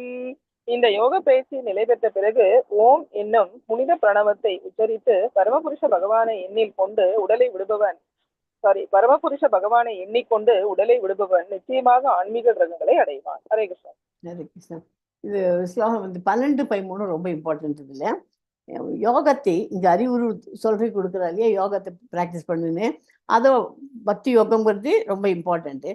பயிற்சி செய்ய விரும்புவர் முதல்ல என்ன பண்ணணும்? அந்த மாதிரி ப்ராக்டிஸ் பண்ணணும்னாக்க புலன் இன்பங்களின் கதவுகள் அனைத்தையும் அடைக்க வேண்டும். இப்பயிற்சி பிரத்யாகார புலன்களை புலனின்ப விஷயங்களிலிருந்து விலக்குதல் எனப்படும். அறிவை சேர்க்கும் புலன்களான கண், காது, மூக்கு, நாக்கு, தோல் ஆகியவற்றை முழுமையாக கட்டுப்படுத்த வேண்டும். புலன்களை கட்டுப்படுத்த வேண்டும். வாய்க்கு நல்லா இருக்கு, ருசியா இருக்குன்னு சாப்பிட்றோம், அது இதெல்லாம் பண்ணுறோம். ஒவ்வொன்றுத்தையும் மெதுவாக நம்ம கண்ட்ரோல் பண்ணுறதுக்கு கற்றுக்கணும். இதயத்துங்கள் பரமாத்மாவின் மீது இந்த மாதிரி பண்ணினாக்க மனம் பரமாத்மாவின் மீது ஒரு நிலைப்படுகிறது. உயிர் மூச்சு உச்சந்தலைக்கு ஏற்றப்படுகிறது. இந்த வழிமுறை 6ஆம் அத்தியாயத்தில் விரிவாக விளக்கப்பட்டது. அதே மாதிரி முன்பே கூறியபடி இந்த யுகத்தில் இவ்வழிமுறையை நடைமுறைக்கு சாத்தியமானதல்ல. மிகச்சிறந்த வழிமுறை கிருஷ்ண பக்தியே. எப்போதும் தன் மனதை பக்தி தொண்டில் கிருஷ்ணரின் மீது நிலைநிறுத்த முடிந்தால் சமாதி என்று அழைக்கப்படும் சஞ்சலமற்ற திவ்யமான ஆழ்நிலையில் நிலைப்பது மிகவும் எளிதானதாகும். ஓகே. ஓம் பிரம்மன், பகவான், கிருஷ்ணர் ஆகியவற்றிற்கு இடையில் வேறுபாடு இல்லை என்பது தெரிஞ்சு இந்த 13வது ஸ்லோகத்திலிருந்து தெரிகிறது நமக்கு. ஓகே. கிருஷ்ணரது அருள் ஒலியே அருவ ஒலியே ஓம். ஆனால் ஹரே கிருஷ்ணா எனும் சப்தத்தினுள் ஓம்காரமும் அடங்கியுள்ளது. இந்த யுகத்தில் ஹரே கிருஷ்ணா மகா மந்திரத்தை உச்சரிப்பதே பரிந்துரைக்கப்படுகிறது என்பது தெளிவு. எனவே ஹரே கிருஷ்ணா கிருஷ்ண கிருஷ்ணா ஹரே ஹரே, ஹரே ராம ராம ராம ஹரே ஹரே என்று உச்சரித்து கொண்டு ஒருவன் தனது உடலை நீத்தால் அவனது பயிற்சியின் தன்மையை பொறுத்து அவன் ஆன்மீக கிரகங்களில் ஒன்றை அடைவது உறுதி. கிருஷ்ண பக்தர்கள் கோலோக விருந்தாவனம் எனப்படும் கிருஷ்ணலோகத்தை அடைகிறார்கள். உருவத்தை வழிபடுபவர்கள் ஆன்மீக வானில் உள்ள வைகுண்டம் என்று அழைக்கப்படும் எண்ணிலடங்காத இதர கிரகங்களும் உண்டு. ஆனால் அருவவாதிகள் பிரம்மஜோதியிலேயே தங்கிவிடுகின்றார்கள். ஓகேயா? இதெல்லாம் அதேதான் யோக மிஸ்ரா பக்தியை விவரிக்கிறது. இந்த பயிற்சிகள் அனைத்தும் யோகிகள், அதாவது கிருஷ்ணரை நினைவில் கொள்ள உதவுகின்றன. அவை அவற்றிற்கு முடிவல்ல. இதுவும் அதே மாதிரிதான் இங்கிலீஷ்ல இருக்கு. ஸோ இது 14லேருந்து 16 வரைக்கும். தூய பக்தி சேவை. பக்தி மூலம் கிருஷ்ணரை நினைவு கூறணும். பக்தி தொண்டில் தொடர்ந்து ஈடுபடுவதன் மூலம் கிருஷ்ணரை மாறாமல் நினைவு கூறுபவர் இந்த துன்பகரமான ஜட உலகத்திலிருந்து வெகு தொலைவில் இறைவனின் இருப்பிடத்தை எளிதில் அடைய முடியும். ஓகே, 14 படிக்கிறீங்களா மாதாஜி? अनन्यचेता सततं यो मां स्मरति नित्यशः तस्याहं सुलभः पार्थ நித்யயுக்தஸ்ய யோகினः. பிதாவின் மகனே, பிறழாத மனதுடன் என்னை எப்போதும் நினைப்பவன் சுலபமாக என்னை அடைகிறான், ஏனெனில் அவன் பக்தி தொண்டில் இடையராது ஈடுபட்டுள்ளான். ஹரே கிருஷ்ணா. ஹரே கிருஷ்ணா. அனன்ய சேதா அப்படின்னா என்ன அர்த்தம்? பிறழாத மனம். பிறழாத மனம். சதத்தம்னா எப்போதும்.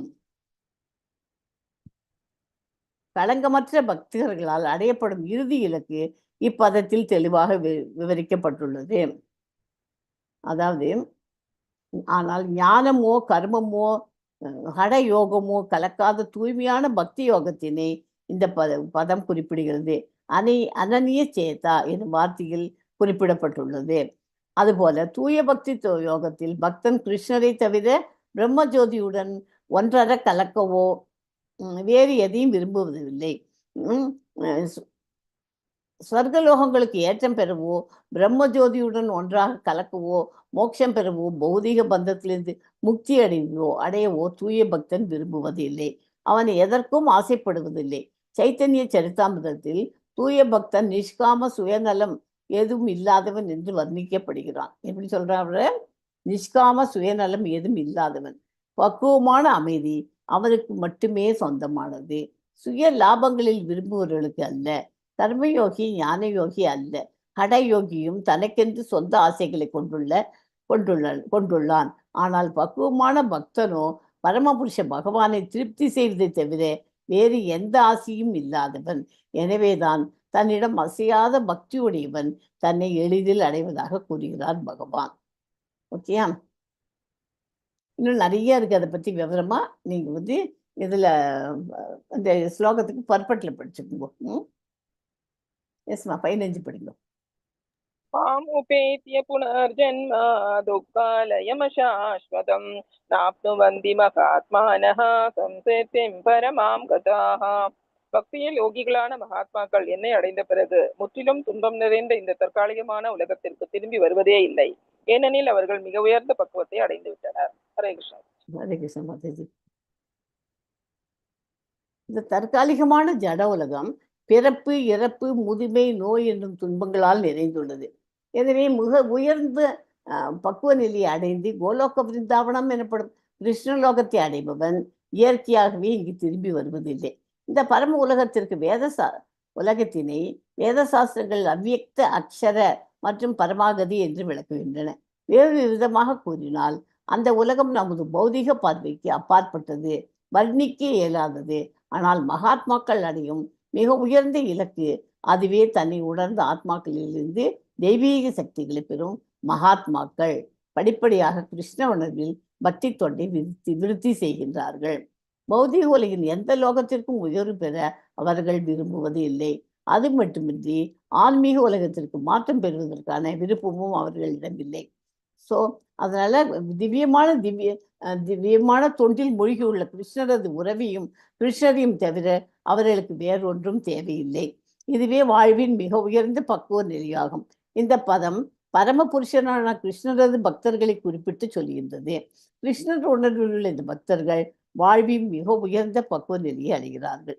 வேறு விதமாக கூறினார்கள், அவர்கள் மிக உயர்ந்த ஆத்மாக்களாகிறார். அதோ பக்தி யோகால இருந்து கிருஷ்ணரை நினைச்சிருந்து மொத்தமா ஃபைனலா என்ன கடைசியில் சொல்றாங்கன்னா, எல்லாத்தையும் பண்ணிட்டு இருந்தாலும் பக்தி யோகால நீங்க நிலைச்சிருந்தேன்னா கிருஷ்ண பகவானுக்கு வழங்கப்பட்டவாயிடுவோம்.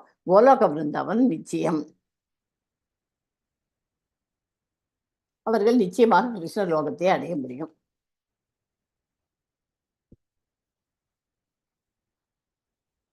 எஸ் மாதாஜி, 16 படிங்க. ब्रह्म भुवनालोकाः पुनरावर्तिनो अर्जुन माम् उपेत्य तु कौन्तेय புனர்ஜன்ம ந வேத்யதே. ஜட உலகின் மிக உயர்ந்த லோகத்திலிருந்து மிகவும் தாழ்ந்த லோகம் வரை அனைத்தும் பிறப்பும் இறப்பும் மாறி மாறி நடைபெறும் துன்பம் நிறைந்த இடங்களே. ஆனால் குந்தியின் மகனே, என்னுடைய இடத்தை அடைபவன் என்றும் மறுபிறவி எடுப்பதில்லை. ஹரே கிருஷ்ணா. அதாவது தேவலோகங்களை அடைபவர்கள் மீண்டும் பிறப்பிறப்புக்கு உட்படுகிறார்கள் இல்லையா? தேவர உலகத்துக்கு போயிட்டோம்னா மறுபடியும் அவங்க போய் நம்ம பண்ண பாவ புண்ணியங்கள்லாம் அங்கே அனுபவிச்சுட்டு மறுபடியும் இந்த உலகத்தை பிறக்கத்தான் பிறக்கணும். ஜாஸ்தி எல்லா பாவத்தையும் அங்கே இதுக்கு வேண்டாம், அதை அனுபவிச்சுட்டு திரும்பி வந்துடணும். அதே மாதிரி பிரம்மலோகம், சந்திரலோகம் மற்றும் இந்திரலோகத்தையும் சேர்ந்தவர்களும் பூவுலகிற்கு மறுபடியும் திரும்பி வீழ்ச்சி அடைகிறார். ஆனால் கிருஷ்ணலோகத்துக்கு போனவா திரும்பும் மீண்டும் பிறக்க மாட்டான். இம்பார்ட்டன்ஸ் லோகம் திரும்பி மீண்டும் பிறக்க மாட்டான்ங்கிறது அதில் தெரிஞ்சுப்படுது. ஸோ கர்மயோகி, ஞான யோகி, ஹடயோகி போன்ற எல்லாவித யோகிகளும் காலப்போக்கில் பக்தி யோகம் எனப்படும் கிருஷ்ண உணர்வின் பக்குவ நிலையை அடைந்தாக வேண்டும். நீ எந்த டைப்பாக வேணாலும் இருந்துக்கோ, எந்த யோகா வேணாலும் பண்ணிட்டு இருந்துக்கோ, இருந்தாலும் கடைசியாக நீங்கள் அடைய வேண்டியது எது? பக்தி யோகாவில் தான் அடைஞ்சுக்கணும். வந்ததுதான் அதன் பின்னரே அவர்கள் கிருஷ்ணரது தெய்வீக இருப்பிடத்தை அடையவும் திரும்பி வராமல் இருக்கவும் முடியும். இல்லைன்னா திரும்பி வந்து தான் ஆகணும், வேற வழி இல்லை. யாரெல்லாம்? கர்மயோகி, ஞான யோகி, ஹடயோகி. ஹடயோகினா ஜட உலகத்தில் எல்லாத்தையும் ஆசை வச்சுட்டு இருக்கிறது தான். இதனால கிருஷ்ண ஓகே.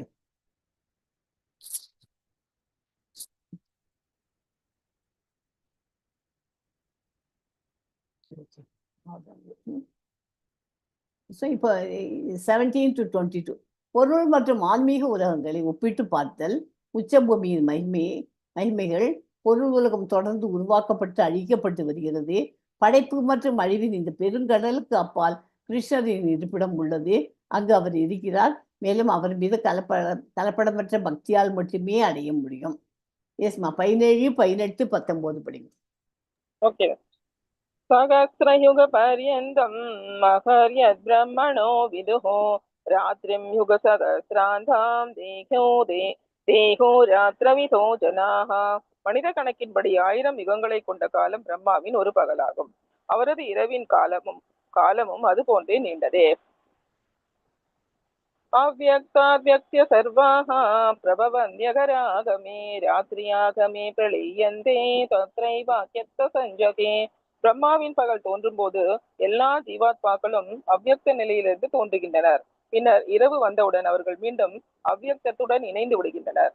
பூதக்ராமசேவாயம் பூத்வா பூத்வா பிரளீயதே ராத்ரியாகமேவ பார்த்தா பிரபவன்யகராகமே. மீண்டும் மீண்டும் பிரம்மாவின் பகல் வரும்போது இந்த ஜீவாத்மாக்கள் தோன்றுகின்றனர். பிரம்மாவின் இரவு வரும்போது இவர்கள் அனாதரவாக அழிக்கப்படுகின்றனர். ஹரே கிருஷ்ணன். ஹரே கிருஷ்ணா.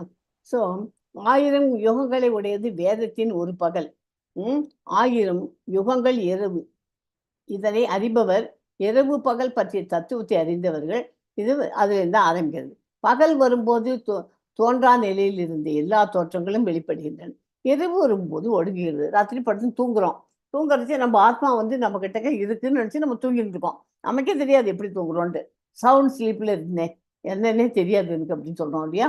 அப்படின்னா என்ன ஆகுது? அந்த ஆத்மா போய் பார்த்துட்டு எங்கெங்கெல்லாம் போகலாம், என்ன பண்ணலாம், எது பண்ணலாம் பார்த்துட்டு மறுபடியும் நம்ம முழிச்சுக்கிற சமயத்துக்கு வந்துடும். ஷார்ட் டூர் போயிட்டு எல்லா இடமும் பண்ணிட்டு வரும். அதனால தான் சில பேர் ராத்திரி தூங்குறச்சியே போயிடுறா அப்படிங்கிறோம் இல்லையா? அது போயிட்டு அது கரெக்டாக அந்த இடத்துக்கு வந்து சேராது.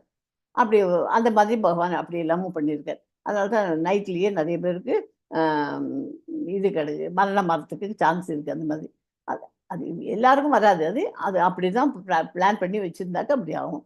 ஓகே. அதனால் அந்த டே டைமுக்கும் ஒரு பகல் 1000 யுகங்கள் இரவு. இதனை அறிபவர்கள் இரவு பகல் அது தெரிஞ்சவா வேதத்தின் படைப்பிலிருந்து தோன்றுகின்றது. பகல் வரும்போது தோன்றா நிலையிலிருந்து எல்லா தோற்றங்களும் வெளிப்படுகின்றன. இரவு வரும்போது ஒடுங்குகிறது, அதனுள்ளேயே மறைகின்றது. அர்ஜுனா, அதே இந்த பூதங்கள் எல்லாம் பஞ்சபூதங்களால் ஆன உயிர்கள் மற்றும் எல்லாம் பிறந்து பிறந்து இரவு வரும்போது ஒடுங்குகிறது, பகல் வரும்போது தன் வசம் இன்றி வெளிப்படுகிறது. ஒரே நிமிஷம், இங்கே ஏதாவது கொடுத்துருக்காரு பார்க்கலாமா? இந்த ஜட உலகிலேயே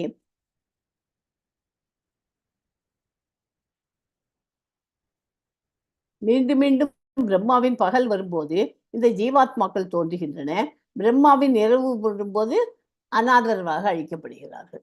அந்த மாதிரிலாம் நடக்கிறதுக்கு காரணம் பிரம்மாவனுடைய பகல் எப்போ அப்படிங்கிறது புரிஞ்சுது. அது புரிஞ்சிருக்கும்னு நினைக்கிறேன்.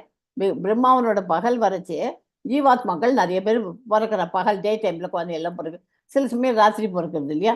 அதுக்கெல்லாம் காரணம் என்னன்னா, பிரம்மாவனோட பகல் எப்போ, பிரம்மாவனோட ராத்திரி டயத்துல அது மாதிரி நடக்கிறது எல்லாமே. பொறக்கிறதும் ஆகட்டும், இறக்கிறதும் ஆகட்டும் எல்லாமே அந்த மாதிரி நடக்குது சொல்றேன்.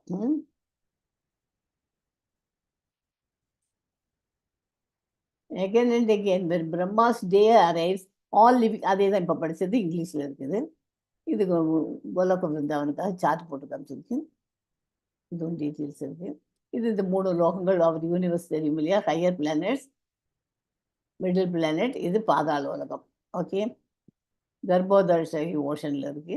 இது எல்லாத்தையும் இதுன்னு எப்படி எப்படியெல்லாம் நமக்கு பிறப்பு வருங்கிறதுக்காக இதை டீட்டெயில்ஸ் நம்ம படிச்சுக்கணும். ஸோ நம்ம இங்கே இருக்கிறது, நம்ம இங்கே இருக்கோம், இந்த மிடில் இதில் தான் உட்காந்துருக்கோம் நம்ம. பூலோகம், எர்த் பிளானட் இருக்குங்க தான். ஓகேயா? அதெல்லாம் இந்த 7 பேர் தெரியுமா உங்களுக்கு? அதெல்லாம் விதலை, சுத்தலை 7 இருக்கு இந்த இடத்துல பாதாள உலகத்துக்கு. Okay, lower planets. ஸோ இங்கே மிடில் பிளானட்ல தான் நம்ம இருக்கோம்.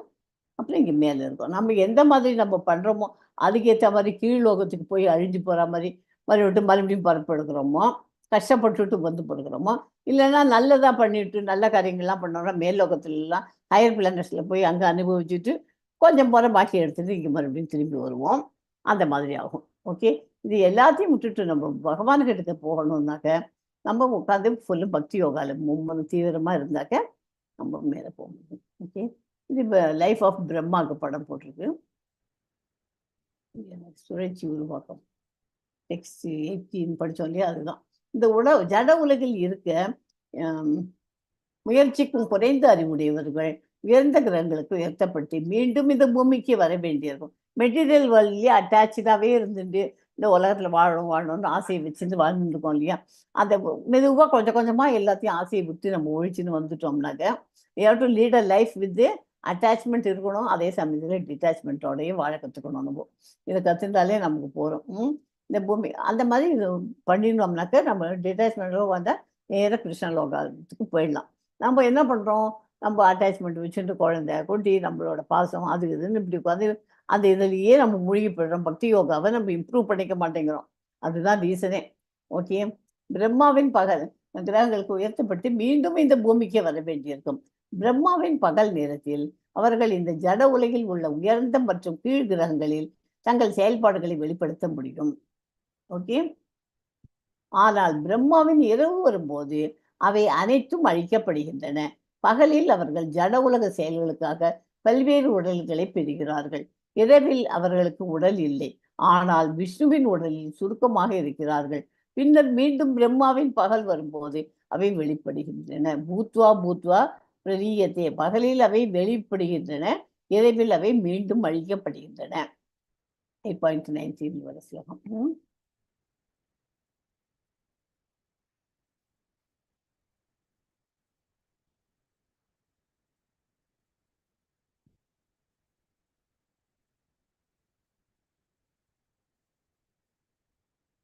எஸ்மா 8.20 படிக்கிறோம். ஜெயஸ்ரீமதி. परस्तस्मात्तु भावोऽन्यो व्यक्तो व्यक्ता सनातनः यतः सर्वेषु भूतेषु நத்யஸ்து ந விநஸ்யதி. இருப்பினும் தோன்றி மறையும் இந்த ஜடத்திற்கு அப்பால் நித்தியமானதும் திவ்யமானதுமான மற்றொரு தோன்றாத இயற்கை உள்ளது. அது பரமமானது என்றும் அழிவடையாதது. இவ்வுலகில் உள்ள அனைத்தும் அழிவடையும் போதும் அப்பகுதி அழிவதில்லை. ஹரே கிருஷ்ணா. ஹரே கிருஷ்ணா. இதில் நித்தியமானது அந்த இதுக்கு போகணும்னாக்க அது எல்லாத்துக்கும் அப்பாற்பட்டது, உயர்ந்தது மற்றும் ஒருபோதும் அழிக்கப்பட முடியாது. இந்த உலகில் உள்ள அனைத்தும் அழிக்கப்படும் போதும் அது அப்படியே தான் இருக்கும். மெட்டீரியல் உலகம் வெள்ளம் ஒரு இடம் அழிஞ்சு போடுறது, இப்போ கொரோனா எத்தனை பேர் செத்து போனால் அந்த மாதிரியெல்லாம் பாம்பு போடுறா, அது போடுற எல்லாம் வேணாலும் நடக்கட்டும். ஆனால் கோலோக விருந்தாவன் அழியவே அழியாது அப்படின்னு தான் இந்த ஸ்லோகத்தை சொல்லியிருக்கு. எஸ்மா 21 படிங்க. இது ரொம்ப இம்பார்ட்டன்ஸ் இருக்கும். அவ்யக்தோஷரயேத்யுக்த சமாஹோ பரமாம் கதிம் எம் பிராப்ய ந நிவர்த்தந்தே தத்தாம பரமம் மம. எதனை தோற்றமற்றதாகவும் அழிவற்றதாகவும் வேதாந்திகள் கூறுகின்றனரோ, எது பரமகதியாக அறியப்படுகின்றதோ, எந்த இடத்தை அடைந்தவன் மீண்டும் திரும்பி வருவதில்லையோ அதுவே எனது உன்னத இருப்பிடம். ஹரே கிருஷ்ணா. இந்த அவ்யக்தத்தை காட்டிலும் மேலான அவ்யக்தமாய் எப்போதும் இருப்பது எது உள்ளதோ அது எல்லா பூதங்களும் அழியும் போதும், அதாவது பிரளய காலத்திலும் அழிவதில்லை. சாங்கிய தத்துவத்தை படித்து அவ்யக்தத்தை பற்றி புரிந்து கொள்ள வேண்டும். பிரளய காலத்தில் எல்லா பூதங்களும் அவ்யக்தம் என்ற மூலப்பொருளுடன் ஒடுங்குகிறது. இந்த மூலப்பொருள் எப்போதும் இருப்பது, அழியாதது. இந்த மூலப்பொருள் எப்போதும் இருப்பது, அழியாதது. எந்த மூலப்பொருளும் அல்லாது இன்னொன்று உள்ளது, அதுதான் பிரம்மம். பிரம்மமும் எப்போதும் இருப்பது, அழியாதது. ஓகே, இந்த ஸ்லோகத்துல 821ல அவ்யக்தம் அப்படின்னா அழியாதது. அதை பரமகதி என்று சொல்வார்கள். எதை அடைந்து திரும்பி வருவதில்லையோ அது என்னுடைய பரமபதம். நீங்க போயிட்டு நம்ம செத்துட்டு போனதுக்கு அப்புறம் நேரம் போயாச்சு கோலோக விருந்தாவன், நம்ம ஹரே கிருஷ்ணாலாம் மந்திரங்கள்லாம் சொல்லி கிருஷ்ணரை நினைச்சிட்டு இருந்தோம் அப்படின்ட்டு நம்ம போனோம்னா திரும்பி வர மாட்டான். நம்ம கோலோக விருந்தாவன்ல ஹாப்பியா இருக்கலாம். மறுபிறவி கிடையாது. ஓகே, அது ஏன் மறுபிறவி எடுக்கக்கூடாது அப்படிங்கிறது நம்ம சில பேருக்கு ஒரு கேள்வியா இருக்கலாம். ஏன் மறுபிறவி இது மாதிரி வந்து பிறந்துட்டு போறது, வந்து இருந்துட்டு போலாமே, அனுபவிச்சுட்டு போலாமே, நிறைய பேர் கேட்கலாம். ஆனா அது வராம இருக்கு. கோலோக விருந்தாவன்ல இருந்தாங்க மறுபடியும் நமக்கு சந்தோஷத்துக்கு மேல சந்தோஷம் தான், பகவானோட இருக்கோம்னு. இங்க வந்தோம்னாக்க மறுபடியும் நம்ம அடுத்த ஜென்மத்துல இந்த மாதிரி அளவு அட்லீஸ்ட் பகவத்கீதை அளவா நம்ம படிக்கிறதுக்கு துப்பு இருக்குமா, இல்லைன்னா இதை விட இன்னும் கீழ்த்தரமா இருந்துட்டு இன்னும் கேவலமா இருப்போமா, எப்படி இருப்போம்னு தெரியாது. நம்ம எந்த அடுத்த ஜென்மத்துல நம்ம கீழே நரகத்துக்கு போறோமோ எப்படி போறோமோன்னு கூட சொல்ல முடியாது. நம்ம எந்த பிளானட்ஸ் லெவலில் அப்பர் பிளானட் போகிறோமோ லோயர் பிளானட்டுக்கு போகிறோமோ, இந்த அப்பர் பிளானட்ல இருந்தால் ஓகே, இன்னொரு 4 பிறவி எடுத்துட்டு இப்படி பண்ணலாம். அது நம்ம பண்ண முடியாது நம்மளால். அது பகவான் அந்த இடத்துல பார்த்து பார்த்து நமக்கு லோயர் பிளானட்ஸ்க்கு போகணுங்கிற மாதிரி நம்ம பண்ணி விட்டுருவாரு, பாதாள லோகத்துக்கு போகிற மாதிரி. அதனால நம்ம எந்த பிறவி எடுப்போம்னு தெரியாது. அதனால பெட்டர் நம்ம பக்தி யோகாவை கடைபிடிச்சிட்டு கிருஷ்ண லோகத்துக்கு போகிறது தான் நம்ம வழி பார்க்கணும். ஓகே, பரமபதம் 2 நிலைகள் ஒரு நிமிஷம் கூறப்படுகின்றன. அவ்யக்தத்தை அடைதல் என்றால் இன்னொன்று பிரம்மத்தை அடைதல் என்று அடைந்தவர் தேவைப்பட்டால் மீண்டும் பிறக்கலாம். ஓகே, எதனை தோற்றமற்றதாகவும் அழிவற்றதாகவும் வேதாந்திகள் கூறுகின்றனரோ, எது பரமகதியாக அறியப்படுகிறதோ, எந்த இடத்தை அடைந்தவன் மீண்டும் திரும்பி வருவதில்லையோ அதுவே என்னது இருப்பிடம், என்னது உன்னதமான இருப்பிடம் அப்படிங்கிறார் பகவான். கோலோக விருந்தாவனம் அப்படின்னா என்ன அப்படின்னா யாருக்காவது எக்ஸ்பிளைன் பண்ண முடியுமா? கோலோக விருந்தாவனம் எப்படி இருக்குன்னு நான் சொல்றேன், கேட்டுக்கோங்க. இது நம்ம பர்பட்டில் இருக்கு, நான் அதுல இருந்து வச்சிருக்கேன். கோலோக விருந்தாவன் என்று அறியப்படும் கிருஷ்ணரின் இந்த பரம இருப்பிடம் சிந்தாமணி கற்களால் செய்யப்பட்ட மாளிகைகளை உடையது. விரும்பும் உணவினை வழங்க கற்பக மரங்கள் இருக்கும். அளவின்றி பால் சுரக்கும் சுரபி பசுக்கள் அங்கு இருக்கும். இந்த உன்னத இருப்பிடத்தில் பல்லாயிரக்கணக்கான லட்சுமிகளினால் பகவான் சேவை செய்யப்படுகிறார். கோவிந்தா என்று அழைக்கப்படும் ஆதிபுருஷனான அவரே எல்லா காரணங்களுக்கும் காரணமாவார். பகவான் புல்லாங்குழல் ஊதும் பழக்கமுடையவர். அவரது திவ்யமான ரூபம் அனைத்தும் உலகையும் கவரக்கூடியதாகும். அவரது கண்கள் தாமரை இதழ்களை போன்றவை. அவரது மேனி நிறம் மேகத்தின் நிறத்தை போன்றது. அவரது உடல் அழகு கோடிக்கணக்கான மன்மதன்களை மிஞ்சுவதாக அமைகிறது. அவர் மஞ்சள் நிற உடை உடுத்தி கழுத்தில் மாலை அணிந்து தலையில் மயில் தொகையை அணிந்துள்ளார். பிரம்மசமிதியில் உபனிஷத்துல 1.311 முழுமுதற் கடவுளின் இருப்பிடத்தை விட உயர்ந்தது ஏதும் இல்லை என்றும் அதுவே பரமகதி என்றும் கூறுகிறது. ஓகே, அதை பற்றி ஒரு எக்ஸ்பிளனேஷனும் இதுல இருந்து இப்போ படிச்சு சொல்லியிருக்கு.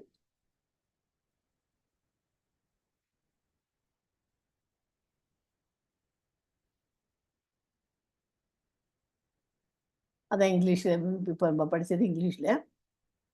இப்போ 23லேருந்து 28 வரைக்கும். உயர்ந்த நிலையை அடைவதில் பக்தியின் மேன்மை. யோகத்தின் மூலம் உச்சத்தை அடையலாம். உச்சத்தை அடைவதில் பக்தியின் மேன்மை. எஸ்மா 22 படிங்கம்மா.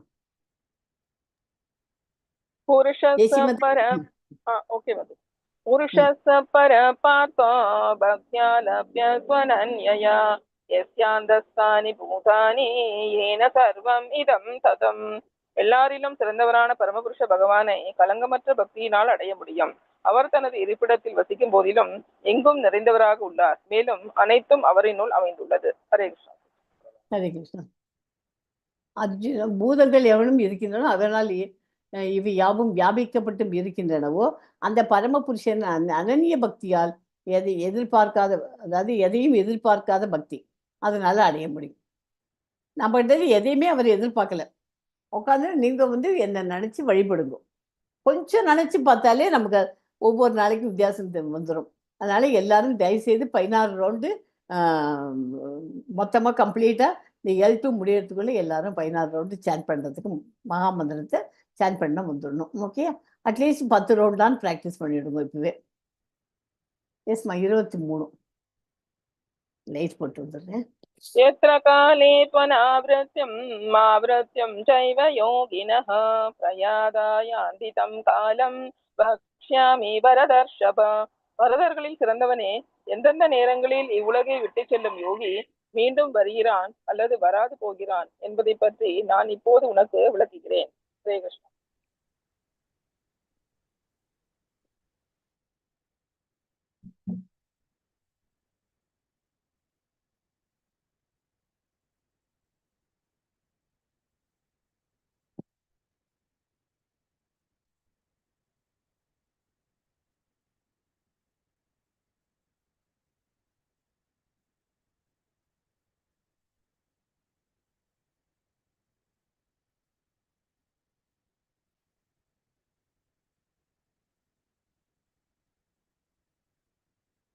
ஒரே விஷயம்.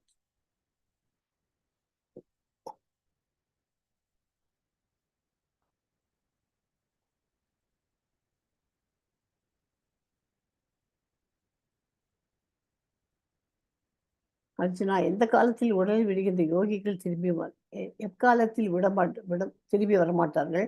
அதே போல எக்காலத்தில் உடலை விடும் யோகிகள் திரும்பி வருவார்கள் என்பது, எந்த காலத்துல அவள்லாம் உசுரை விட்டாக்க திரும்பி வருவா, எந்த காலத்துல உசுறு விடல இதுனாக்க உடலை விடுறாளோ அவள் திரும்பி வருவாருங்கிறது, யார் திரும்பி வருவா யார் திரும்பி வரமாட்டாங்கிறத நான் விவரமா உனக்கு சொல்றேங்கிறாரு. இதுல தான் ஒரே நிமிஷம் அதுக்கு பட்பட்டு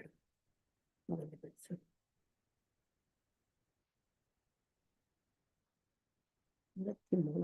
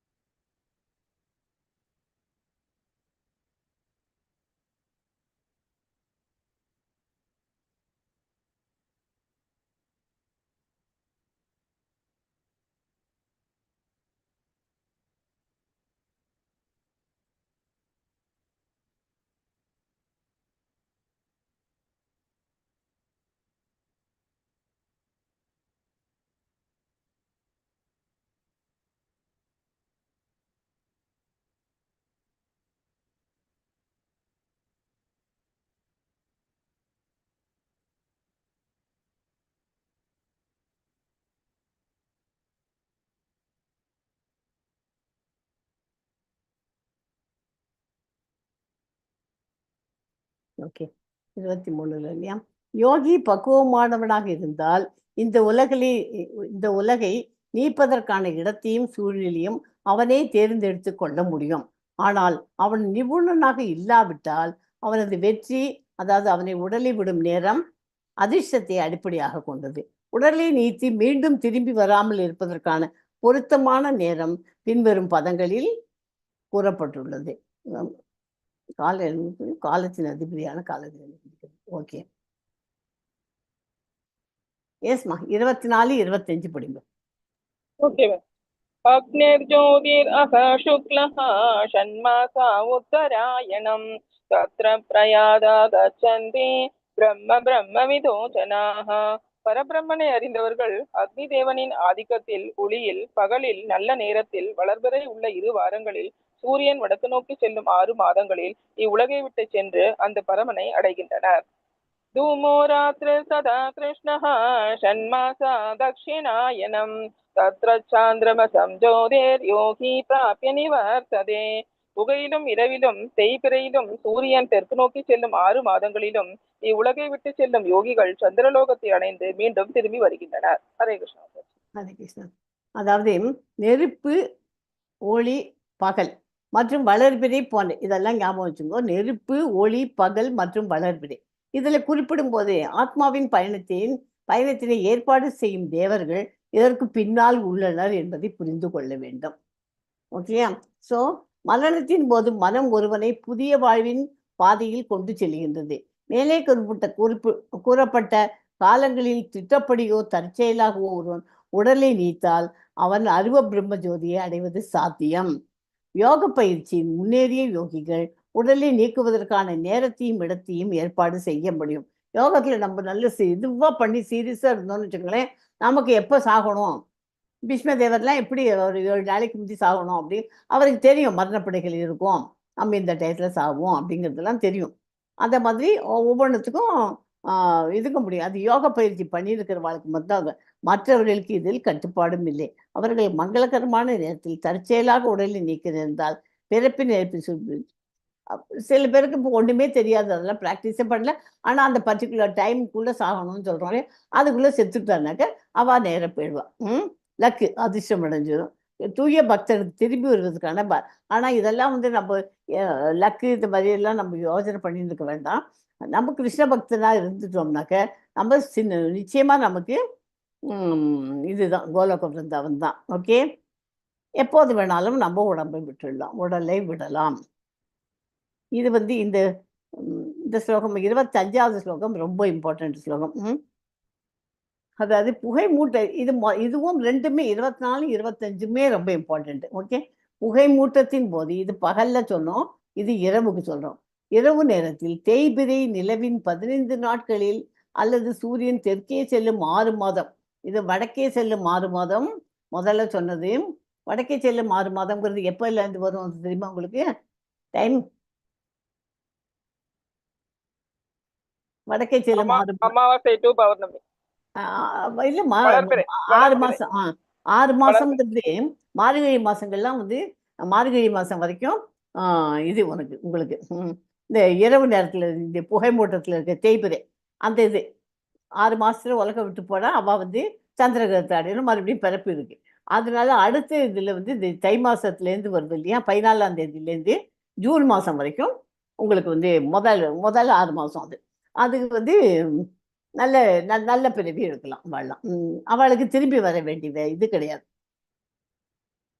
நேர பரமத்தை அடையலாம். ஓகே, அதுக்கு விவரமா இதுல படிச்சுடுறது ரொம்ப ரொம்ப இம்பார்ட்டன்ட். அது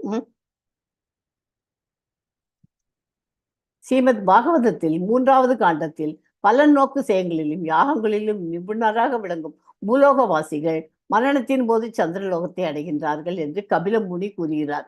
இவ்வாறு உயர்வு பெறும் ஆத்மாக்கள் தேவர்களின் கணக்குப்படி 10,000 வருடங்கள் சந்திரனில் வாழ்ந்து சோமரசத்தை அறிந்து வாழ்வை அனுபவிக்கிறார்கள். காலப்போக்கில் இவர்கள் பூ உலகிற்கு திரும்புகிறார்கள். நமது ஜட புலன்களால் காண முடியாவிட்டாலும் உயர் வகுப்பை சேர்ந்த ஆத்மாக்கள் சந்திரனில் உள்ளனர் என்பது இதன் மூலம் அறிகிறோம். ஓகேயா?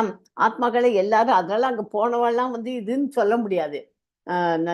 கிருஷ்ணர்கிட்ட போகல, அவள் இந்த சந்திரலோகத்துக்கு போகிறா அதுக்கு போகிறோன்னு சொல்கிறோம். அவள் போனாலும் அவள் வந்து ஃபுல்லும் பண்ணிய வழி அங்கே போய் பண்ணிட்டு மறுபடியும் இன்னும் கொஞ்சம் பெட்டர் ஃபேமிலியில் மறுபடியும் பிறந்து மறுபடியும் அந்த சமயத்தில் நல்லதாக பண்ணி மறுபடியும் பகவானை அடைய முடியும். ஓகே, இது இந்த ஸ்லோகத்தில் 24 வந்து வடக்கு சூரியன் வடக்க சஞ்சரிக்கிற 6 மாசத்துல உலகம் விட்டு பார்த்தீங்கன்னா பகவானை ரீச் பண்ணிடலாம். அதனால தான் நம்ம சொல்லுவோம், அப்பா நம்ம செத்து போனாலும் நல்ல இந்த டயத்தில் செத்து போயிருக்கா, அந்த 6 மாசத்துக்குள்ள ரொம்ப விசேஷம்னு சொல்லுவோம் இல்லையா, அதில் செத்துருக்கான்னு சொல்லுவோம். இது 25 வந்து இதில் தெற்கே செல்லும் 6 மாதம். அப்போ போனால் அவளுக்கு மறுபிறப்பு கண்டிப்பாக உண்டு. ஆனால் எந்த இதில் இருந்தாலும் இந்த 2வதுல இருந்தால் கூட நம்ம பக்தி யோகம் பண்ணிட்டு அதில் கான்சென்ட்ரேட் பண்ணி பண்ணியிருந்தாக்க நம்ம தெற்க செல்லும் 6 மாதத்துல செத்தா இருந்தால் கூட நம்ம அங்கே போக மாட்டோம், நம்ம பிருந்தாவனுக்கு கோலோக பிருந்தாவனுக்கு போயிடலாம். எஸ் அடுத்தது 26மா. शुक्लकृष्णे कदीहिते जगत् शाश्वते मदे ஏகயா யாத்யனாவிரத்தும் அந்யயா வர்த்ததே புனः. வேத கருத்தின்படி இந்த உலகத்திலிருந்து செல்வதற்கு 2 வழிகள் உள்ளன. ஒன்று ஒளியில், மற்றது இருளில். ஒளியில் உடலை விடுபவன் திரும்பி வருவதில்லை, ஆனால் இருளில் உடலை விடுபவனோ திரும்பி வருகிறான். ஹரே கிருஷ்ணா. கரெக்ட். அந்த ஒளி அந்த 2 24 25 ஸ்லோகத்தை ஃபாலோ பண்ணுங்க. செல்வதை பற்றியும் திரும்பி வருவதை பற்றியுமாக இதே விளக்கம் ஆச்சாரியார் பல தேவ வித்யாபூஷணரால் சாந்தோக்கிய உபனிஷத்திலிருந்து மேற்கோள் காட்டப்பட்டுள்ளது. பல நோக்கு செயல்களில் ஈடுபட்டுள்ளவர்களும் தத்துவ கற்பனையாளர்களும் நினைவுக்கு எட்டாத காலமாக வருவதும் போவதுமாக உள்ளனர். உண்மையில் அவர்கள் மோட்சம் அடைவதில்லை, ஏனென்றால் அவர்கள் கிருஷ்ணரிடம் சரணடைவதில்லை அப்படின்னு சொல்றார். ஸோ அதனால நம்ம இதில் மாற்றி மாற்றி இந்த இருக்கும். இதில் எல்லாத்துக்கும் பெஸ்ட் வழி கிருஷ்ணருடைய பற்றி அவரோட பாதத்தை பிடிக்கணும். வேஸ் ஆஃப் லிவிங் பாடி, யோகா ஞானி எல்லாம் பண்ணால் லைட்டில் போனாக்க அட்டைன் பிரம்ம ஜோதி, கர்மகாண்டா இன் டார்க்னஸில் அட்டைன்ஸ் ஹெவன்லி பிளானட்ஸ். அதே மாதிரி டிவோட்டியாக இருந்துட்டு எனி டைமாக இருந்தால் அட்டைன்ஸ் கிருஷ்ண லோகம். ஸோ இது இங்கிலீஷில் இருக்குது, புரிஞ்சுருக்கணும்னு நினைக்கிறேன். உங்களுக்கு இது சிம்பிளாக தான் இருக்குதுல்ல, ரொம்ப இம்பார்ட்டண்ட்.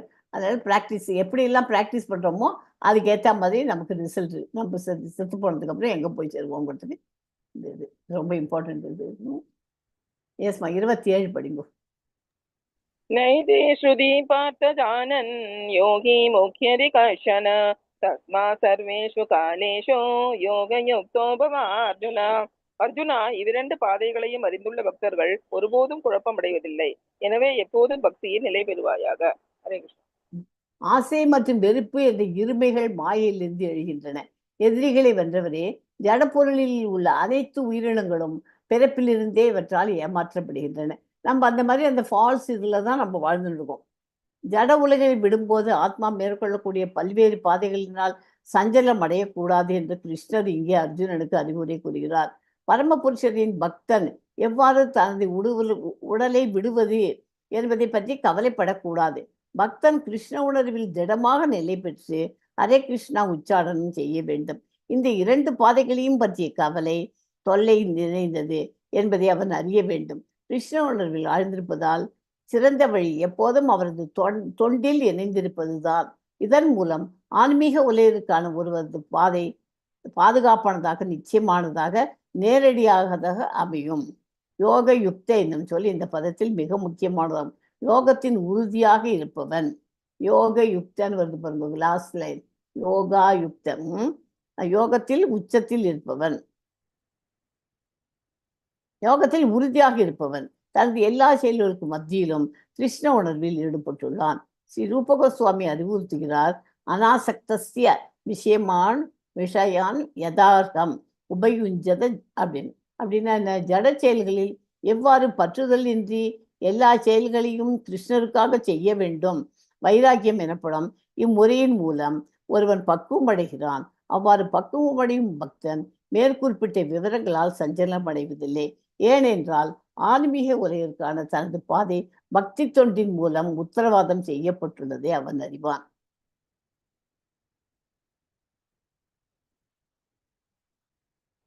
எஸ்மா 28மா. ஏதேஷு யஜ்ஞேஷு தபஸ்ஸு சைவ தானேஷு யத் புண்ணியபலம் பிரதிஷ்டம் அத்தேதி தத்சர்வமிதம் விதித்வா யோகி பரம் சானமுபைதி சாத்யம். பக்தி தொண்டின் பாதையை ஏற்பவன் வேதங்களை படித்தல், யாகங்களை செய்தல், தவம் புரிதல், தானம் கொடுத்தல், கர்ம ஞான பாதைகளை மேற்கொள்ளுதல் ஆகியவற்றால் அடையப்பெறும் பலன்களை இழப்பதில்லை. பக்தி தொண்டை செய்வதன் மூலமாகவே இவை அனைத்தையும் பெற்று இறுதியில் நித்தியமான உன்னத இடத்தை அவன் அடைகிறான். ஹரே கிருஷ்ணா. கிருஷ்ண உணர்வையும் பக்தி தொண்டையும் முக்கியமாக விளக்கக்கூடிய 7 மற்றும் 8ஆம் அத்தியாயங்களின் சுருக்கமே இந்த பதம். 7th சாப்டருக்கும் 8th சாப்டருக்கும் இம்பார்ட்டன்ட் பாயிண்ட், பக்தி தொண்டுக்கு என்ன இம்பார்ட்டன்ஸோ அது அதுலேயும் இருக்கு. ரொம்ப ரொம்ப இம்பார்ட்டன்ட் ஸ்லோகம். 8ஆம் அத்தியாயங்களின் சுருக்கமே இந்த பதம். ஒருவன் ஆன்மீக குருவின் பொறுப்பில் வாழும்போது அவரது வழிகாட்டுதலின் கீழ் வேதங்களை கற்று பற்பல தவங்களையும் விரதங்களையும் மேற்கொள்ள வேண்டும். ஒரு பிரம்மச்சாரி ஆன்மீக குருவின் இல்லத்தில் சேவகனை போல் வாழ்ந்துவிடு வீடு வீடாக யாசித்து கிடைப்பவை அனைத்தையும் ஆன்மீக குருவிடம் சமர்ப்பிக்க வேண்டும். குருவின் கட்டளைப்படியே அவன் உணவு உண்ண வேண்டும். ஏதேனும் ஒரு நாள் குரு அவனை உண்பதற்கு அழைக்காவிட்டால் அவன் விரதம் இருக்கிறான். இப்பிரம்மச்சரியத்தை அனுஷ்டிப்பதற்கான சில வைதீக நியமங்கள் இவை. குறைந்தபட்சம் 5 முதல் 20 வயது வரை குருவிடம் வேதங்களை கற்றுக்கொள்ளும் மாணவன் குணத்தில் பக்குவமானவனாக ஆகிறான். வேதங்களை கற்பது என்பது சாய்வு நாற்காலியில் அமர்ந்து கற்பனை செய்பவர்களது பொழுதுபோக்கிற்காக அல்ல, மாறாக குணங்களை வடிவமைப்பதற்காக. இப்பயிற்சிக்கு பின்னர் குடும்ப வாழ்வினுள் நுழைவதற்கும் திருமணம் செய்து கொள்வதற்கும் ஒரு பிரம்மச்சாரி அனுமதிக்கப்படுகிறான். அவன் கிரகஸ்தனாக இருக்கும் போது ஞானத்தை விருத்தி செய்து பற்பல யாகங்களை செய்ய வேண்டும்.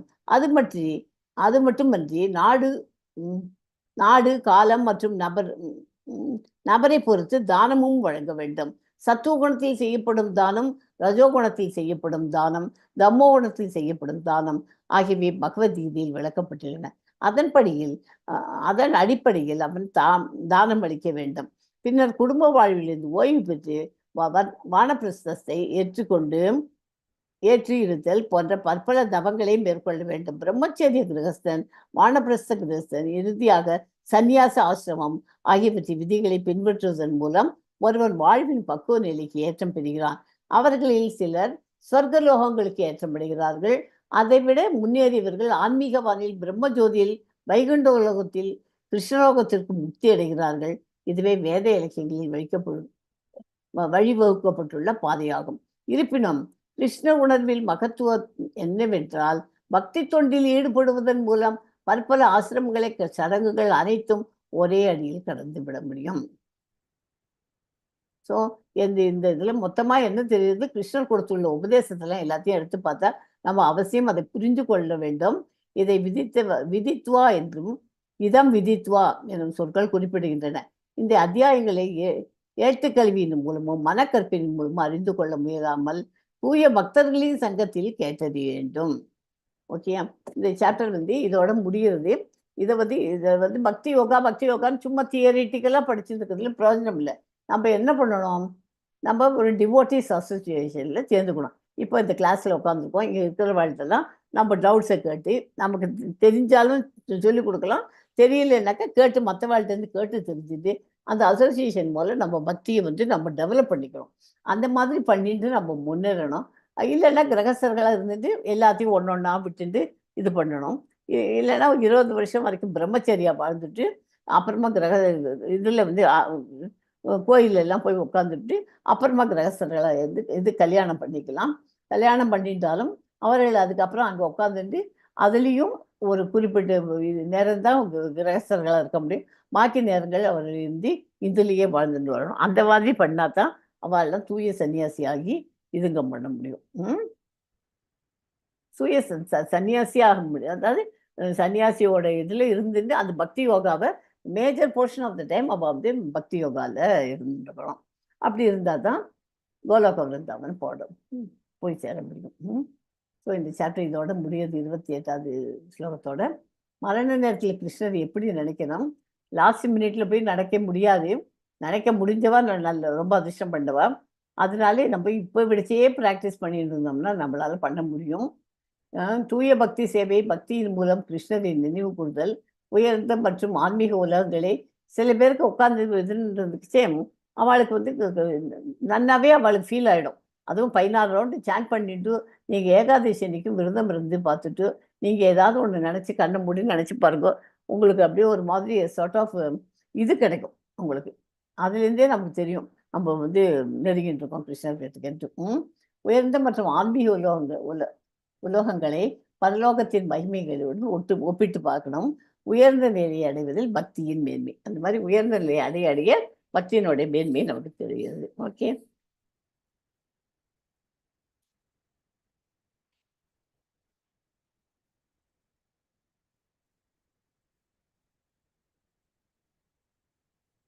ஸோ நமக்கு பகவத்கீதையில நம்பிக்கை இருக்கு அப்படின்னா எப்படி படிக்கணும்? நம்ம உட்காந்து தனியாக உட்காந்து அந்த புத்தகத்தை வச்சுன்னு படிக்கிறதுல அர்த்தம் இல்லை. எப்படி படிக்கணும்? பகவத்கீதை பக்தனிடமிருந்தே கேட்க வேண்டும். கிருஷ்ண உணர்வையும் பக்தி தொண்டையும் முக்கியமாக விளக்கக்கூடியது இது 2. 28th ஸ்லோகம் அவனுடைய இம்பார்ட்டன்ட். அதனால இது பகவத்கீதை தனியாக புத்தகத்தை வச்சுன்னு படிச்சுட்டு எல்லா நாலேஜ் கம்ப்ளீட்டாக கிடச்சிடும்னு நினச்சிக்காதீங்க. இன்னும் எப்படி யாருக்கு தெரியுமோ ஒரு பக்தன்கிட்ட உட்காந்துட்டு அவன்கிட்ட விவரமாக கேட்டுட்டு, பக்தன்னா என்ன கிளாஸ் பக்தன் தான் வரணும்னு ஒன்றும் இல்லை, அது இன்னும் விவரமாக யாராவது தெரிஞ்சு வந்தால் அவள்கிட்ட கற்றுக்குங்க. ஓகே, ஸோ இதோட இந்த கிளாஸை முடிச்சிடலாம். வாஞ்சா கல்பதரூபஸ்ய கிருபா சிந்துபியவச்ச பதித்தானாம் பாவனேபியோ வைஷ்ணவேபியோ நமோ நமக. ஹரே கிருஷ்ணா கிருஷ்ண கிருஷ்ண ஹரே ஹரி, ஹரே ராம ராம ராம ஹரே ஹரி. ओम तत्सत् इति श्रीमद्भगवद्गीतासु उपनिषत्सु ब्रह्मविद्यायां योगशास्त्रे श्रीकृष्णार्जुनसंवादे अक्षरब्रह्मयोगो नाम अष्टमो अध्यायः। हरे कृष्णा कृष्ण कृष्ण हरे हरे, हरे राम